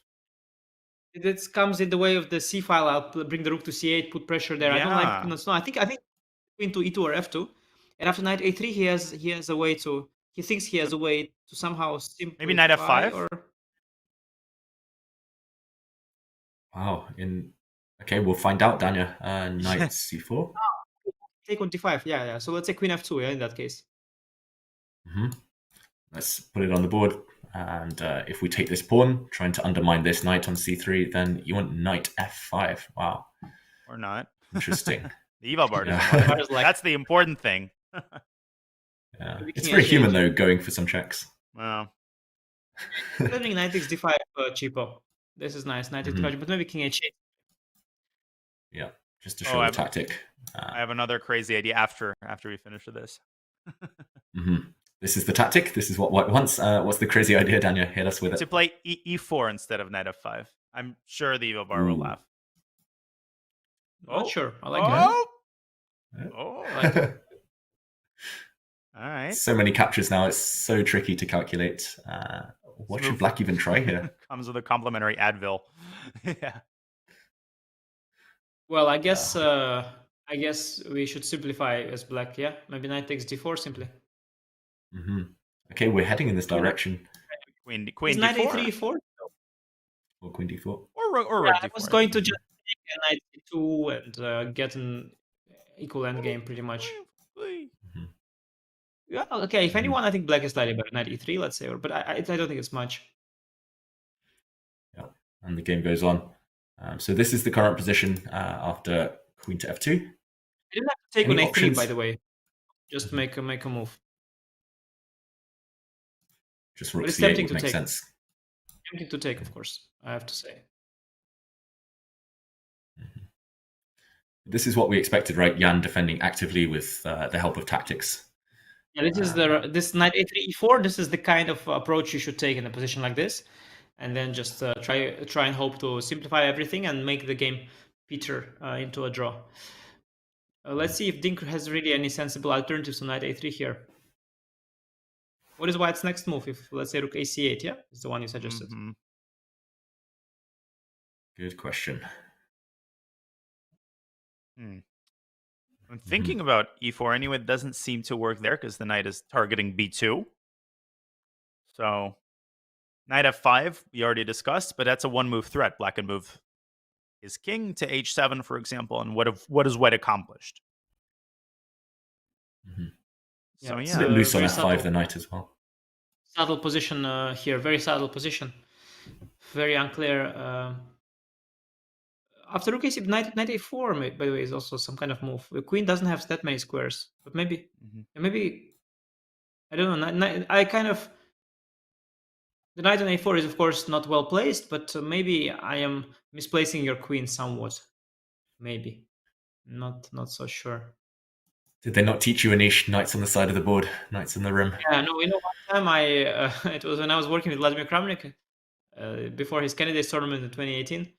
I lost once a very painful game to Levon, and early on I played knight a5 with black, and he just sent me a short message. He said knights on the rim, like knight on the rim is dim or something. Yeah, I mean, it's, I'm trying to be top players here. Trying to play, trying to think deep stuff, and Vladimir Kramnik just tells me, don't put the horse at the edge of the board. But anyway, sometimes and you have to take the L, as they say.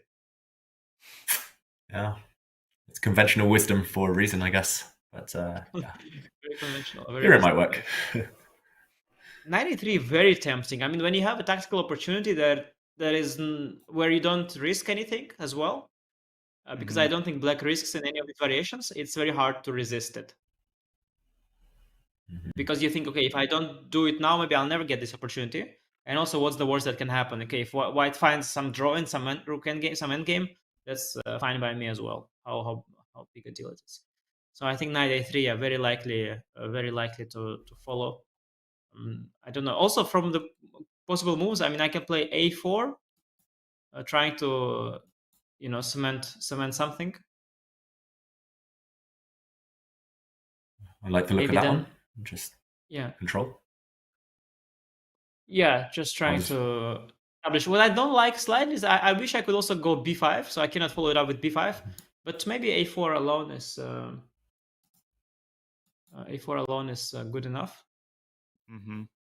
and sort of give white to move and ask, because now after a4 I suspect knight a3 maybe is a bigger threat than before. Yeah. Yeah. Mm-hmm. Oh, sorry, I was just going to say, Ding's got 43 minutes. I mean, it makes sense to invest it now, right? Where there's actually something to calculate. He's played very quickly. 17 moves to the time control for him. Yeah, some 10 minutes. So a 10 minutes thought is very appropriate here, I guess, especially as knight takes a3 is the opportunity to unsettle the game and get something tactical going. Definitely tempting there. But you do have to calculate the consequence. So of knight a3, what are the possible options other than e4? Is it really e4 the only move to somehow make sense of it? Yeah, it makes sense. Knight takes. We were struggling for options other than Danya's e4 there. Maybe knight e6 and e4, but I don't know if that makes sense, considering that the immediate e4 exists. Yeah, we are always in these kind of moments. We are kind of hoping that Ding will make his move, so that we will be, that we'll see in which direction the game goes, because these are two fundamentally different directions. It's either knight a3 or it's not knight a3. And but I do think that Ding will take a moment here. He will take a moment. Maybe we can make some moves on the analysis board and try to deep dive into this knight a3 possibility here. Sorry. Well, I think we're actually going to go perhaps on a short break first, and kind of let Ding ponder it.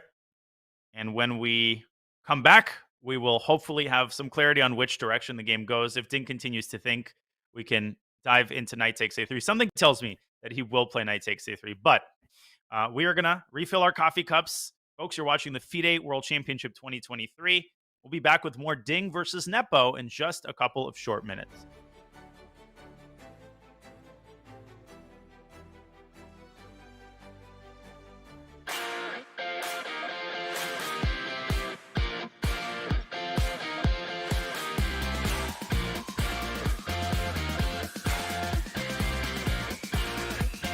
I do recommend Meetup to a lot of my friends that are looking for different things. Wine tasting, movies, book club, meet a lot of new people, a lot of new friends, and it will make you more social.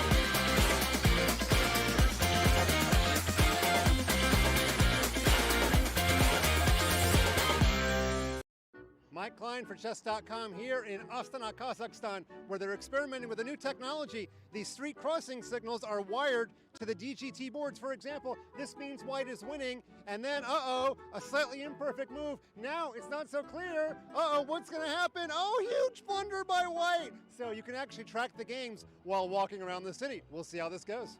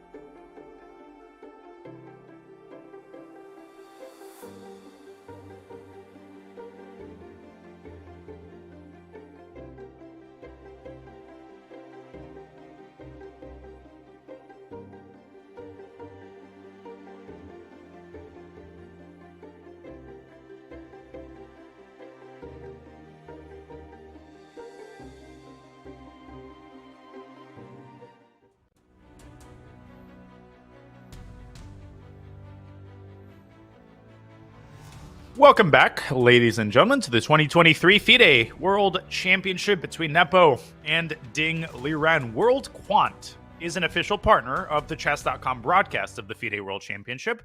They are a global firm that builds complex mathematical models to identify market inefficiencies. Now, WorldQuant Brain is bringing together its International Quant Championship and the chess community to hunt down the next generation of quant finance specialists, because nobody knows how to analyze a position better than a chess player, right? If you think you have what it takes, register for the International Quant Championship. Head to go.chess.com/IQC or use exclam IQC in chat. International Quant Championship, keep it in mind. And we hope you're keeping round 3 of the World Championship match in mind. Grandmaster David Howell, Grandmaster Anish Giri, and GM Daniel Naroditsky bringing you coverage of this fascinating game as Ding tries to make his way out of a 1-point deficit. And we've got a couple of moves. Anish, I'll start with you. I'll let you guide us through the last 3 moves. Well, apparently, David Ding, just like me, was unaware of the fact that knights on the rim are dim. So he, or rather, Jan actually was unaware. He placed the knight on a4, and well, the advantage it had is that it kicks away black's queen from a very juicy position, and it also removed the knight from a very shaky position on c3. So after queen e7, which was natural, Jan played rook e1, and now Ding has played queen f6. Interesting, the queen is sort of making a round. I'm not sure about the last move, queen f6. I think there were a lot of options. I don't know why it came so quickly, but I guess he also has not too much time. He has to watch his clock a little bit. Instead of queen f6, there are many interesting alternatives there, I believe. Mm-hmm. Which one's caught your eye, Anish? Queen f6 looks very natural to me. Gets off the e-file now that the white rook is sitting there. Putting some pressure on d4, I guess. Some tactics potentially against b2 long term. Well, you there spotted was something more concrete? Yeah, I mean, I'm not sure if it's good, but it was an option of queen e8, attacking the knight, and then I might try to win a pawn. Mm-hmm. Not sure if it's good, of course, because I'm somewhat uncoordinated here. But after knight c3, I have knight a3 maybe. Mm-hmm. I'm always obsessed with this knight a3 idea, like a little child who sees a cheap tactic. I cannot get it out of my head. Maybe knight f5 now is a little bit more effective than it used to be. It looks very nice for white, and the black's pieces are not too active. So queen f6, very natural, very natural. Queen is much better placed on f6 than it is on e8, of course, guarding this f5 square, also eyeing the b2 pawn. Ooh. Probably a decent decision. Already a move. Wow. Maybe 5, David. Yeah, this is counterintuitive, so I'm surprised he played it so quickly. Of course, Jan, very quick player, but yeah, these knights, they look clumsy to me. I've got to admit, they're both kind of on outposts, but what are they doing? I need to stop laughing because you're making me laugh. I'm sorry. Why are you laughing? I mean, no, I'm laughing because you're laughing. No. I mean, no, David's laughing. I was laughing. No, but okay. Speaking of the knights, I do like them. I do like them a lot. Interestingly, they both walked out of being, they sort of moved away from being attacked, so that they're very comfortable now on these two squares as the black queen has transitioned from c5 to f6. The knights are kind of somewhat untouchable there, and they are looking out for each other. The knight on b5 prevents the move b5, which would hit the a4 knight. They're looking out for each other, and I don't know. I think as long as there's nothing concrete, white should be doing okay. White should be doing okay here. I liked for black this b5 a4 kind of ideas to try to grab some space from the queen side, but now that's out of the question. Still not sure about queen f6. After all, not sure if that was such a good square. Maybe a move like knight c7 comes to mind, trying to trade away the b5 knight so that later you can push b5 and gain some space on the queen side. After all, fight for this b5 square. Maybe knight c7 doesn't feel too ambitious. I guess white has multiple ways of equalizing there. Maybe some takes and knight c3 or some all kinds of ideas. Not too thrilling. I don't know what other moves come to mind, David. Maybe h5, h4 also some idea to Not sure if h5, h4 is actually anything. I can just play h3 and prevent any counterplay, right? But it's okay, trying to generate something on the king side, perhaps. Yeah, I'm also wondering if white at some point can start annoying, harassing those black rooks, kind of kicking them away from good squares with like knight to a7. On the topic of knights on the rim being dim, knight to a7, so in certain situations might be a bit annoying. Yeah, I'm trying to look for logical moves for black, and it's not intuitive to me. I was also looking at exchanging one of these knights, either knight c5 or knight c7, just trying to get rid of one set. But again, it feels odd, kind of logically, to trade off a really nicely centralized knight for one of these two on the side of the board. But how to improve? I kind of want to centralize my queen, but again, is it necessarily that good there? It just feels like a random move that I'd make in a time scramble or in blitz. If you like any, if you like any ideas, you can always try to improve your position with moves like g6, king g7. I mean, that's a go-to waiting move. But I would think that if that's the best you have at this point, that probably you don't have too much pressure. And white's next moves, I mean, do you want to bring one of the knights back with knight ac3, or you want to double with rook d3, rook ed1? One of these two, I guess. Something to do with the d5 pawn, right? Putting it under pressure. Yeah. My queen g6 caught my eye for some reason, but I can't fully flesh out why. Maybe to stop rook You're d3. looking for cheapos. Yes, I am. And you're spotting this cheapo potential that you already see a future where knight b2, rook on c2. Exactly. Yeah, but it's not a threat. Yeah. But you usually how you guys, you dirty people who are always tricking me. You guys set up these tricks, moves in advance, and you know that one day I will blunder knight b2. So you're setting it up in advance. I appreciate that. Very, very, very clever, cunning idea. Pretty interesting stuff, Dan. It makes some sense as well. Knight e5, yeah, knight d3 coming in. It's like multi-purpose. Why not at least float the idea, kind of put the fear of ghosts into the opponent? Exactly. But, at blitz, it would be very effective. At classical, maybe less so, but we'll see. If there's nothing else to do, then why not queen g6, to be honest? Knight we're all ac3 struggling to come up. is a problem.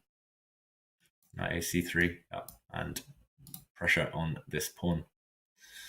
Yeah, and Danya spotted 95, 97 cheapo as well, yeah? So we are... it works both ways. The tactics can work both ways. So, not sure queen g6 indeed. Knight ac3 might, in general, be an idea for white. For the next move. So, interestingly, white's managed to rearrange the knights. So I think, I don't know, knight c7 is kind of a principled move, if you ask me, but maybe it's my wrong instinct to try and clarify position. But I kind of like this knight c3. I do like to fight for that b5 square, and my idea would then be to trade the knight and get this b5 pawn down the board and reinforce my c4 knight. Yeah, makes a lot of sense. So big decision right now for Ding. I doubt he would have expected this knight b5 move. Nepo played it very quickly. Can Ding stand the tension? Yeah, an unpleasant surprise probably, because it does look pretty good and harmonious, this knight b5 move. And I was on his side, Ding, with the clock kind of consumption there. He still has nearly half an hour, but suddenly it could start to play a factor for the first real time in this game. We're not yet at move 30. Some big decisions ahead. And this position still shows no signs of fizzling out or getting clarified. Well, there are some ghosts, of course. Some ghosts of clarification after knight c7. If you imagine somewhere knight c3, knight a3, some knight d5, all this. There is knight takes c7, let's say, rook 7, knight c3. There is some potential to see trades here. Let's say, how do I start? I don't think knight b2 or knight a3 works because of knight d5, so I have to actually protect d5 first. Yeah, just to show that. Protect d5 first. Do I do it with rook c d7 or queen e5? Or maybe rook c d7, yeah, let's say. And it is possible that there will be some simplification down the road, or also, of course, it's a pity to have removed the rook from the c file. But I wasn't sure if, maybe rook d4. Here, this looks actually very comfortable for you. So I should keep the rook on the c file to keep knight a3 threat alive. Maybe queen e5, perhaps. A little bit more. Oh, I missed something there. Yeah, but isn't there maybe e4 yeah. and knight d5? Or knight d5. 4 and knight d5. Yeah. 4 and knight d5. Maybe f4 first as well, because after e4, maybe there is knight b2 or something like that.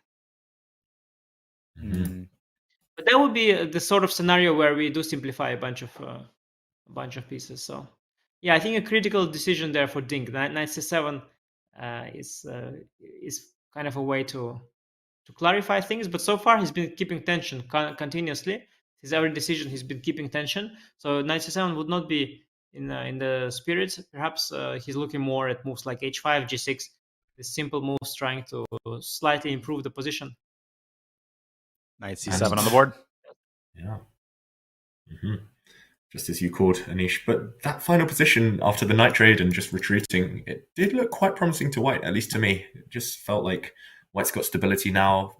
This black knight still looks nice and pretty, but big weakness to target. How kind of fine is the margin for error here? We already saw a couple of moves that didn't look good. Knight b2. So knight d5, knight queen d5. Wow. Tactics, tic-tacs. Oh my god! Oh yeah.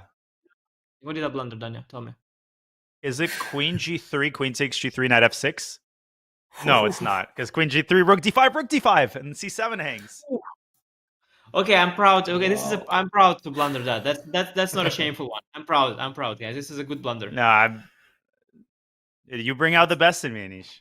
No, this is respectable. It's one of those blunders that I'm like, okay, you got me there. I give you that. We should show the other line though with queen g3, because that's a nice one. Knight sick f6.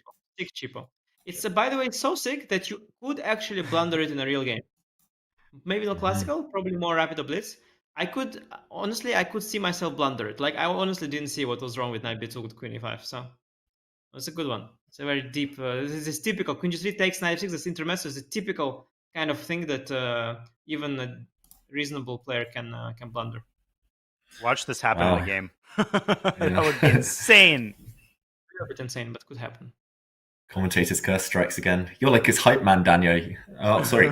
Anish is like the hype man. You set him up, and then Daniel hits with the tactic. It's it's easy with the eval bar. Maybe I could go queen g5, not to lose after knight d5, or is it already too late? Ooh, the eval bar says it's okay. Yeah. No, then my queen is protected now. Queen g3 doesn't hit the queen anymore. So I was not too much off. So knight b2 actually is possible. Yeah, it's just my follow-up was bad. Okay. Yeah, this yes. Yeah. Well, is it has enough? After queen b2, which is position? that the final one after queen b2 rook d5, Okay. or is black actually slightly better? Wow, queen takes. Very slightly better, of course, but must be so drawish. But well, e3 pawn is soft. Outside passed pawn, potentially, maybe. Some take a4, perhaps.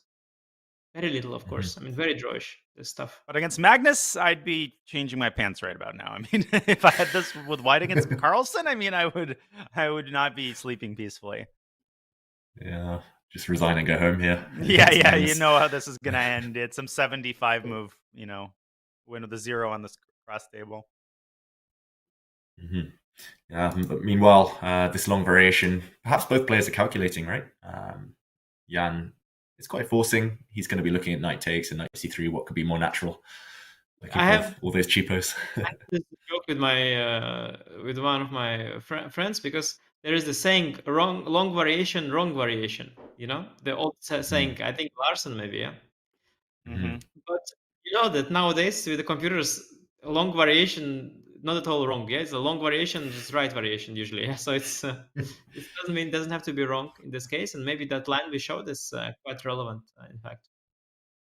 But knight c3 was not necessary. We blundered. I mean, not blundered. We of course didn't see knight b2 at first. So after knight c7, rook c7, you could probably make a move first, and then after on the next move go knight c3. So let's say take maybe rook d4 or something like that, and b5 knight c3. Just post up on a nice outpost, and the tactics might work in white's favor a bit later on. Yeah, I guess that long variation, wrong variation, it's more practical. It's like, don't spend your time kind of calculating 20 moves into the future when you might make a slip up on the first move or two, as we did in that variation. Yeah, of course, no, but it's like, so many of these sayings, they first of all contradict each other very often. Also, not only in chess but in life, for every situation you have two different sayings, one that advises you one thing and the other that advises you the other. And the same with chess wisdoms, like there's usually it has to be like applied very selectively. So all this smart wisdom and smart saying is all just all relative. But that said, we are slowly, the longer the players think, the harsher will be the time scramble potentially. So we are delaying the excitement, but sooner or later they will deliver some excitement. So to tell our viewers not to worry, we are a little bit bored right now, but soon things will get heated. Yeah, it definitely feels like we're building up to something. And we saw Ding leave the board there. He's been sitting mostly at the board, as we mentioned. How about Jan? Does it look like he's in calculation mode? Anishi must have sat opposite him countless times. What's he trying to figure out right now? Yes, of course. Yeah, Jan is definitely in his calculation mode. He has missed knight takes d7 earlier on in the game. Let's just briefly point out that moment once again, the moment where things got slightly out of control. So after bishop d7, unassuming move, he could have played knight to d4. Move 21 here I'll show in the analysis board later on. But now already that now that we are here, he is completely focused. He understands it's a 3-result game. He could also get into some trouble, so he's trying to be very accurate. He has his thinking cap on, and look again is his posture with his hand wrapped around his forehead. He is definitely focused and doesn't want to let his lead slip away so quickly after having obtained it. So yes, definitely a focused Jan there. Thinking about all the stuff we are looking at, this knight b2, knight d5. I think at some point he might spot queen e5, queen g3, get very excited about it, and we will spot queen g5. So all the things we were looking at, all of them come into play at some point in his head. Yeah, he's perfected the Gelfand piece well. Posture very much associated with Boris. Don't compare what he's doing with the piece to what Boris is, the art of Boris. But Boris does it very differently. Jan is twirling the piece the way I can also twirl it, with almost all of his fingers. What Boris does, he holds the piece with two fingers, between the two fingers, and he flicks it, and it kind of makes the piece is a constant free fall. It's a very different art what Boris Gelfand is doing to how Jan is twirling the pawn. I wouldn't compare him to the art of the of the piece, the art of that Boris does. Boris is also able to throw a queen around, which is a very big piece, which is really difficult because playing with the pawn is easy. It's very small.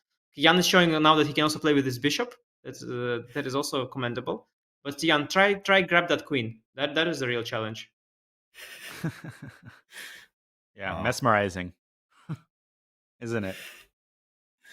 Yeah. And how about an inner monologue? Because when I play these days, I'm always thinking to myself, okay, do I really try and press here? Do I spend 10 minutes calculating? There's often a lot of kind of arguing with myself about decisions. Is he just purely calculating here? How do you guys do it when you're sitting at the board in these situations, especially really tense with the clock ticking? Well, go ahead, Anish. Danya, go ahead. Oh, go ahead first, yeah, because I am like sometimes I am even thinking about things outside the chessboard, so I'm not the right person to speak about. But I want to hear, Danya, what is the chess.com leaderboard number one? What is the thinking process of leaderboard number one of chess.com? Please enlighten us. Well, the only minor insight I had is there are situations when you miss what I would call a minor move, like knight takes d7, right? It's not a flat out blunder, but it always puts me on alert. When I completely miss a recapture, or I just assumed it was impossible, that already signals to me that I'm probably not in the best calculational form. And I think almost subconsciously, when a moment like that happens, even if it doesn't objectively impact the evaluation, it definitely makes me second guess subsequent calculations. And oftentimes I would err on the side of caution when I'm performing subsequent calculations. So Nepo missed knight takes d7. Now the things have gotten very complicated. Maybe he's investing some thought into like knight c7, rook c7. Okay, maybe avoiding knight c3, maybe avoiding the most complicated of the lines. So, maybe he's operating with a little bit more caution. At least that's kind of what I tend to do when I miss even a relatively minor move. But back to you, Anish. The actual professional player. Makes sense. Makes sense. I would even add to that, besides these little blunders that are not blunders, what happens a lot is, I guess it happens to everybody. Sometimes you blunder in your calculation. So you are you sort of concluded something, and let's say you are about to play knight takes b2, knight d5, queen e5, and then you realize that you almost blundered queen g3. And just blundering inside your calculation could also definitely cause that same lack of confidence and use double guessing, second guessing yourself. Meanwhile, Jan has made a move. He goes knight d4. Well, he's of course inviting a move. Oh, wow! Really? Maybe Maybe Ding is not ambitious at all about this position any longer. Maybe. But even if he's not intending to repeat moves, we should mention to the audience this is the second time we've seen this position now. The knight's just doing a bit of a dance. Even if Ding isn't intending on going for the draw, it makes sense, right? Just to scope out his opponent's mindset to at least gain, not gain time on the clock, but get quicker, get closer to move 40. So it makes sense from a lot of angles. Yeah, that's why he played it instantly as well. If he does the second time instantly, that would be weird. But of course, the first time he does it is instant, because with this move he gains time, and not only gets one who has less time on the clock. Of course, normally the person wants to get to the time control earlier, and he played instantly, trying to gain this extra minutes. Jan is away from the board, and Ding will really think twice whether he wants to make a draw or not, but not just now. On the next move. Yeah. Mm-hmm. Yeah, only if white plays knight b5. Maybe then he'll play knight c7 anyway, but he has options, of course. It's not forced. Yeah, I think he will.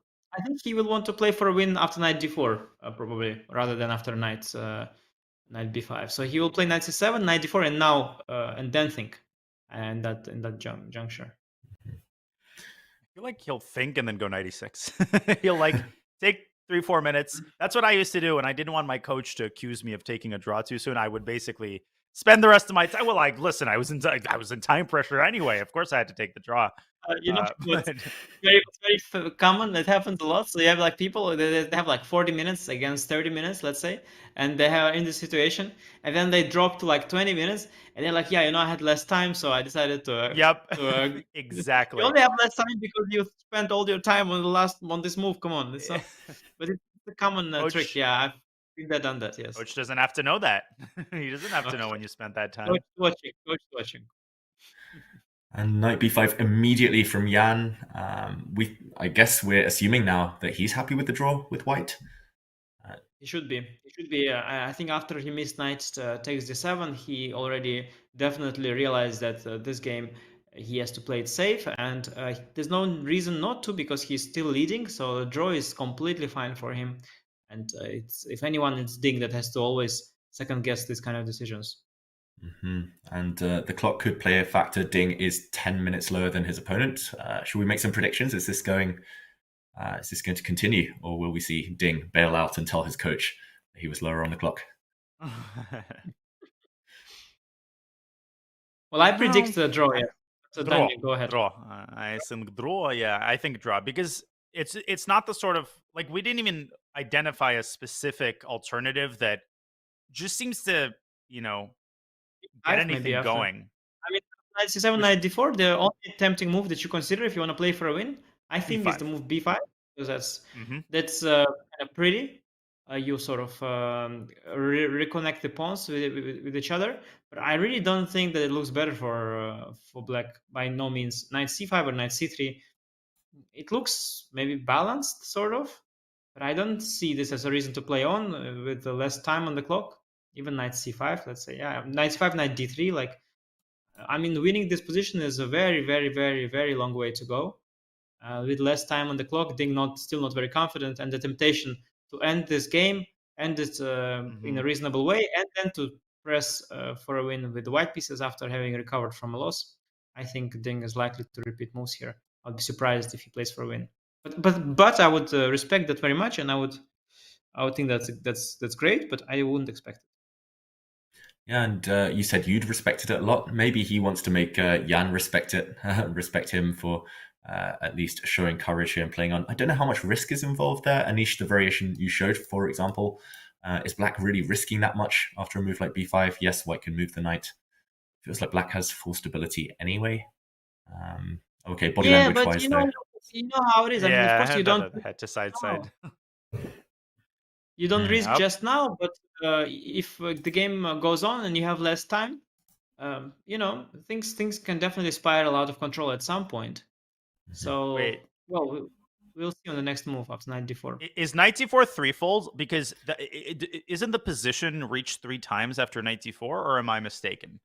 I don't think the knight was on c7 the first. The first time the knight was on d4, the Black knight was on e6, the Black queen was on e7. Oh, right. Okay, got it. Not yet, no. But after knight d4, then it's up to Ding. He can claim a draw or he can play b5.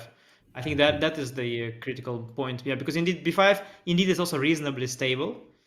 I don't like the knight on c7. It's such a passive knight. It's defending the pawns, but it's such a passive square. From c7, the knight can only jump to e6, from where it can then jump to c5 and then enter White's camp. So you are really far away from creating any threats. It's hard for me to somehow imagine that Ding will play for a win with a knight on c7. Like, I mean, you can go b5, but I don't know. I don't expect that. And knight d4 is on the board, and now the moment of truth. Will Ding claim the draw with knight e6? That is threefold. He's looking at a score sheet. That's usually a pretty much a giveaway. It's a draw. And that is threefold repetition. Mm-hmm. And the handshake is coming. No, they got to claim it. Yep. Because until move 40, you cannot accept the draw. So you have to claim the three of fault. But the arbiter is sharp, is right there. Yeah. We have a handshake. Standard procedure would have been to stop the clock, write down the move, and call the arbiter. But yeah, either way, it was going to be a draw. And what do we think? A fair result? A tense game? Yeah, I think a wire-to-wire equal game. I think an important game for Ding to prove to himself that he can basically draw without going through a worse position. He was in control of this game. Maybe on move 17, we'll take a look at it. B5 was more ambitious than C5. But Anish, I think definitely all things held equal, a confidence boost, a solid draw from a position of strength of the black pieces. Yeah, for sure. As thinking from a perspective of a Ding fan, if I was one, I definitely would fear a knockdown. So another loss and 2 losses in a row would be disaster. I really like from the start just the way Ding looks today. Even now, he sits there, with his arms on the table, and he's talking, he's smiling a bit. I just like how he looks. I think that loss it relieved the pressure. In some sense, and I think he's got plenty of time to come back. We just started. We have so many rounds ahead, more than 10 rounds, I think 11 rounds ahead of us, and lots of opportunities to bounce back. And we saw, good play from Ding today. We also saw an interesting opening choice. I think we will see this again. I think Jan will see this as an opportunity to get a playable position with White. So I think we will see a repeat of this at some point, maybe in the next White game by Jan, and a lot more interesting games ahead in the Nimzo or the Carlsbad structure. So some information there also gained by Jan and by Ding as well. A quiet day, but definitely some interesting takeaways from it. What do you guys think? Yeah, maybe we can pinpoint a couple of key moments from the game, because there were some big decisions made. You mentioned the opening, Anish, the first one. The Queen's Gambit declined. Big information there. Jan, he's played 1 e4, he's played 1 d4. He knows what his opponent's repertoire is going to be for the tournament. And if we whiz ahead, it was perhaps a bit later on. You mentioned that Jan was maybe caught by surprise. They were following your game, Anish, and it was only later on here after the bishop trade, after a bit of maneuvering, where we thought perhaps Ding could have improved, could have even struck with b5 with White under pressure. First key moment of the game? Yeah, definitely. I think also the first key moment, there was probably one before where Jan has decided to follow, my wrong footsteps, gaining nothing out of the opening. But certainly, yes, an important moment here, b5 or c5. But still, lots of interesting things happened later as well after c5. I think this bishop takes d7, knight takes d7, yeah, was a small little potential little turnaround there where Ding got some chances to go for the initiative. But yes, after that, I think Jan has played reasonably well, and didn't look like Ding had something clear at any point. Yeah. Yeah. Feels like a small slip here. Bishop takes d7. We mentioned knight to d4. White would have been able to play on with zero risk at all. But yeah, Ding, I think maybe the most impressive move of the whole game for me, at least, was knight takes d7, just having that on the radar, doing a little bit of calculation, realizing that that was the piece that needed to be improved.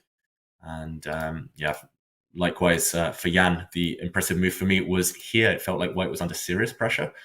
We went to a break at this point thinking, okay, Black is doing the business, maybe some tricks with knight takes b2, knight takes a3. And yeah, commentator's curse. I said no knights on the rim, knight to a4. Really nice defensive move, kicking the Black queen, maybe in the wrong direction. And yeah, it was here that we started repeating knight b5, equally impressive, got to say. Just holding on some key squares. We take so much of this for granted when these moments when one side is tiny bit worse and then just finds 2 or 3 accurate moves and makes the draw. That's what we're so used to from these top players, and that is an incredible skill. So kudos to Jan holding his composure and just hammering out a couple of accurate moves. Meat and potatoes kind of game, but Jan's happy. He's up a point. Yeah. Yes, indeed. And just to reinforce what you said about knight a4, we've got this rule of no knights on the edge of the board, but sometimes you got to break the rules, and a top player like Jan, he knows when to do so, and that's quite impressive. Indeed. We're looking at the scoreboard here. Game 3 has concluded, ladies and gentlemen. There are 2 draws. Game 1 was a draw. Game 2 was a victory, the only victory of the match, a Black victory for Jan Nepomniachtchi. That is why he has a 1-point lead as he leads the match 2 points to 1. And tomorrow he will have the Black pieces in Game 4. David, I mean, he has won with the Black pieces. That's not to say that Jan is eagerly awaiting the game with the Black pieces. I am eagerly awaiting what Ding will bring to the table. Will we see h3 again? Somehow, I don't think so. What about you, David? Yeah, I can guarantee, Daniel, that we won't see h3 again. Ding not only lost with White in Game 2 of this match, he also lost with White against Jan in the candidates. So there is a bit of a mental block. But either way, I think Ding should be very happy with the way he played today. Survived a Black with no problems, as you mentioned there. And if he switches it up, even if he gets a playable position out of the opening with White, if he's not struggling from an early stage like he was in Game 2, then I think great chances. He will want to strike on the next in the next game. And yeah, Jan still ahead in the match, but a long, long way to go. Yeah, I agree. And certainly, the fact that he lost with White, that's of course a pity. But that said, still, the White pieces are the ones where you try to strike in a match this long.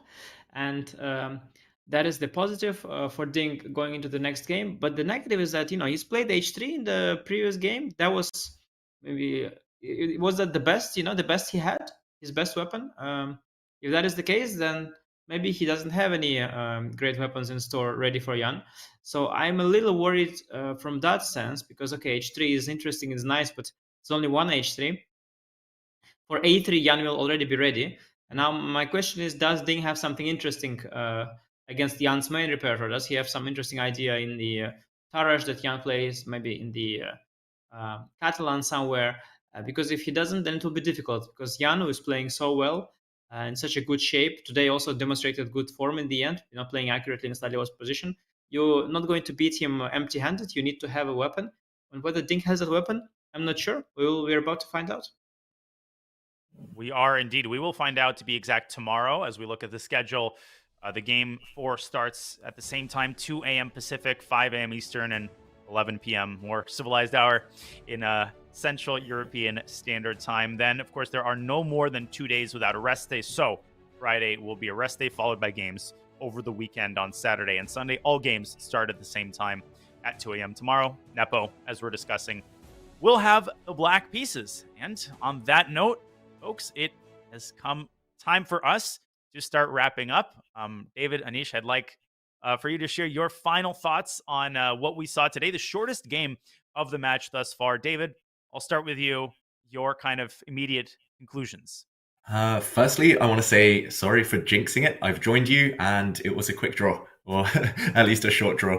But yeah, my conclusions are that Ding is back. I loved seeing him at the board. I think that's the main takeaway. He looked focused, he played well, and I think promising signs for a hard-fought match to come. I was worried coming into today that Ding wouldn't recover, but the rest day did him good. And yeah, I'm optimistic that the rest of the match will be exciting. Anish, Ding is back. Do you agree with that assertion? Did the game today convince you that Ding is in a better state than he was after the loss? Yeah, I think you could say Ding is back. I wouldn't write it with the capitals like Ding is back and like many exclamation marks. It's not this kind of Ding is back. It's like Ding is back, with a small regular font size. Ding is back. But whether Ding is back, that is what the fans are waiting. And I think we might find out in the next game, because then he's got white pieces. That's where not only he might get objective opportunities, but also the game, the white pieces was where your mindset is different. So if heading into today, he probably didn't want to do anything wild. He was happy with the draw. But going into the next game, he of course wants to come back. So he's got that spirit, he's got the mindset, and if he's also got some opening weapon, I think there are chances he will actually be back. And of course, we want this match to be exciting. We want it to be close, and Ding coming back would be huge news for this World Championship. It would indeed. Tomorrow is a huge game, folks. Ding will have the white pieces, another chance to prove himself. And on that note, I'd like to thank my fellow commentators, Grandmaster Anish Giri, Grandmaster David Howell. A great pleasure to commentate with you. Of course, to our entire amazing chess.com crew for another flawless production. And of course, to everybody in the chat. I think we had something like 30,000 on Twitch alone. We have now hit over 1 million followers on Twitch. So a massive shout out to those of you who take time out of your day to watch our coverage and participate in the chat.